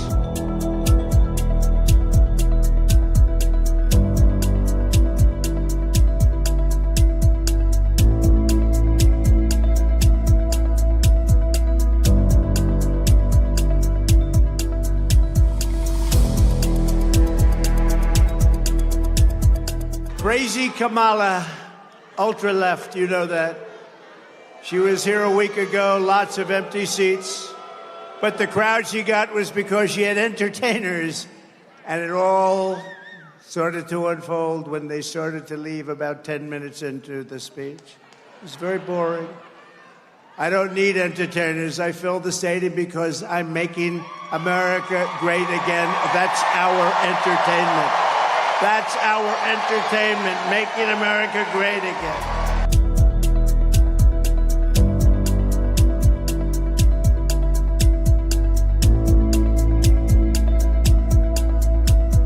What else are you going to do to fix this problem with inflation? All right, thank you. Well, let's start with this. Prices have gone up, and families and individuals are dealing with the realities of that bread costs more, that gas costs more. And we have to understand what that means. That's about the cost of living going up. That's about having to stress and stretch limited resources. That's about a source of stress for families that is not only economic, but is on a daily level, something that is a heavy weight to carry. So it is something that we take very seriously, very seriously. And we know from the history of this issue in the United States that when you see these prices go up, it has a direct impact on the quality of life for all people in our country. So it's a big issue, and we take it seriously. And it is a priority, therefore. Yesterday, it was announced that unemployment is surging, with 350,000 Americans joining the unemployment rolls just last month. Tell you what, we could end up in a depression. We could end up in World War III and a depression. How about that? Could happen, too. Under Harris-Biden policies, we now have the highest unemployment rate in 3 years. Just came out yesterday, even I was surprised, those numbers were terrible. If Harris wins this election, you will quickly have a Kamala economic crash. You're going to have a crash. With your vote, inflation will stop. The illegal aliens will be turned back. They're not coming in. We got to stop them.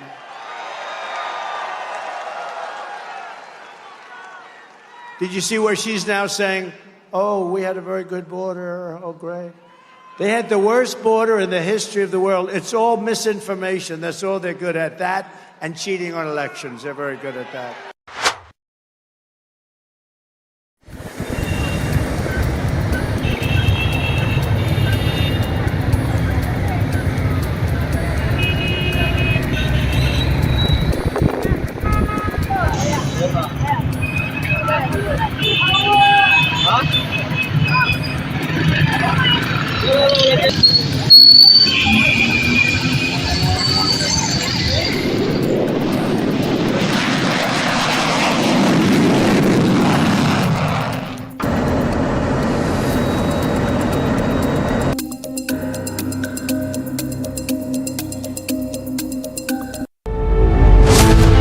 Bangladesh Prime Minister Sheikh Hasina ousted. Coup in the name of student protests.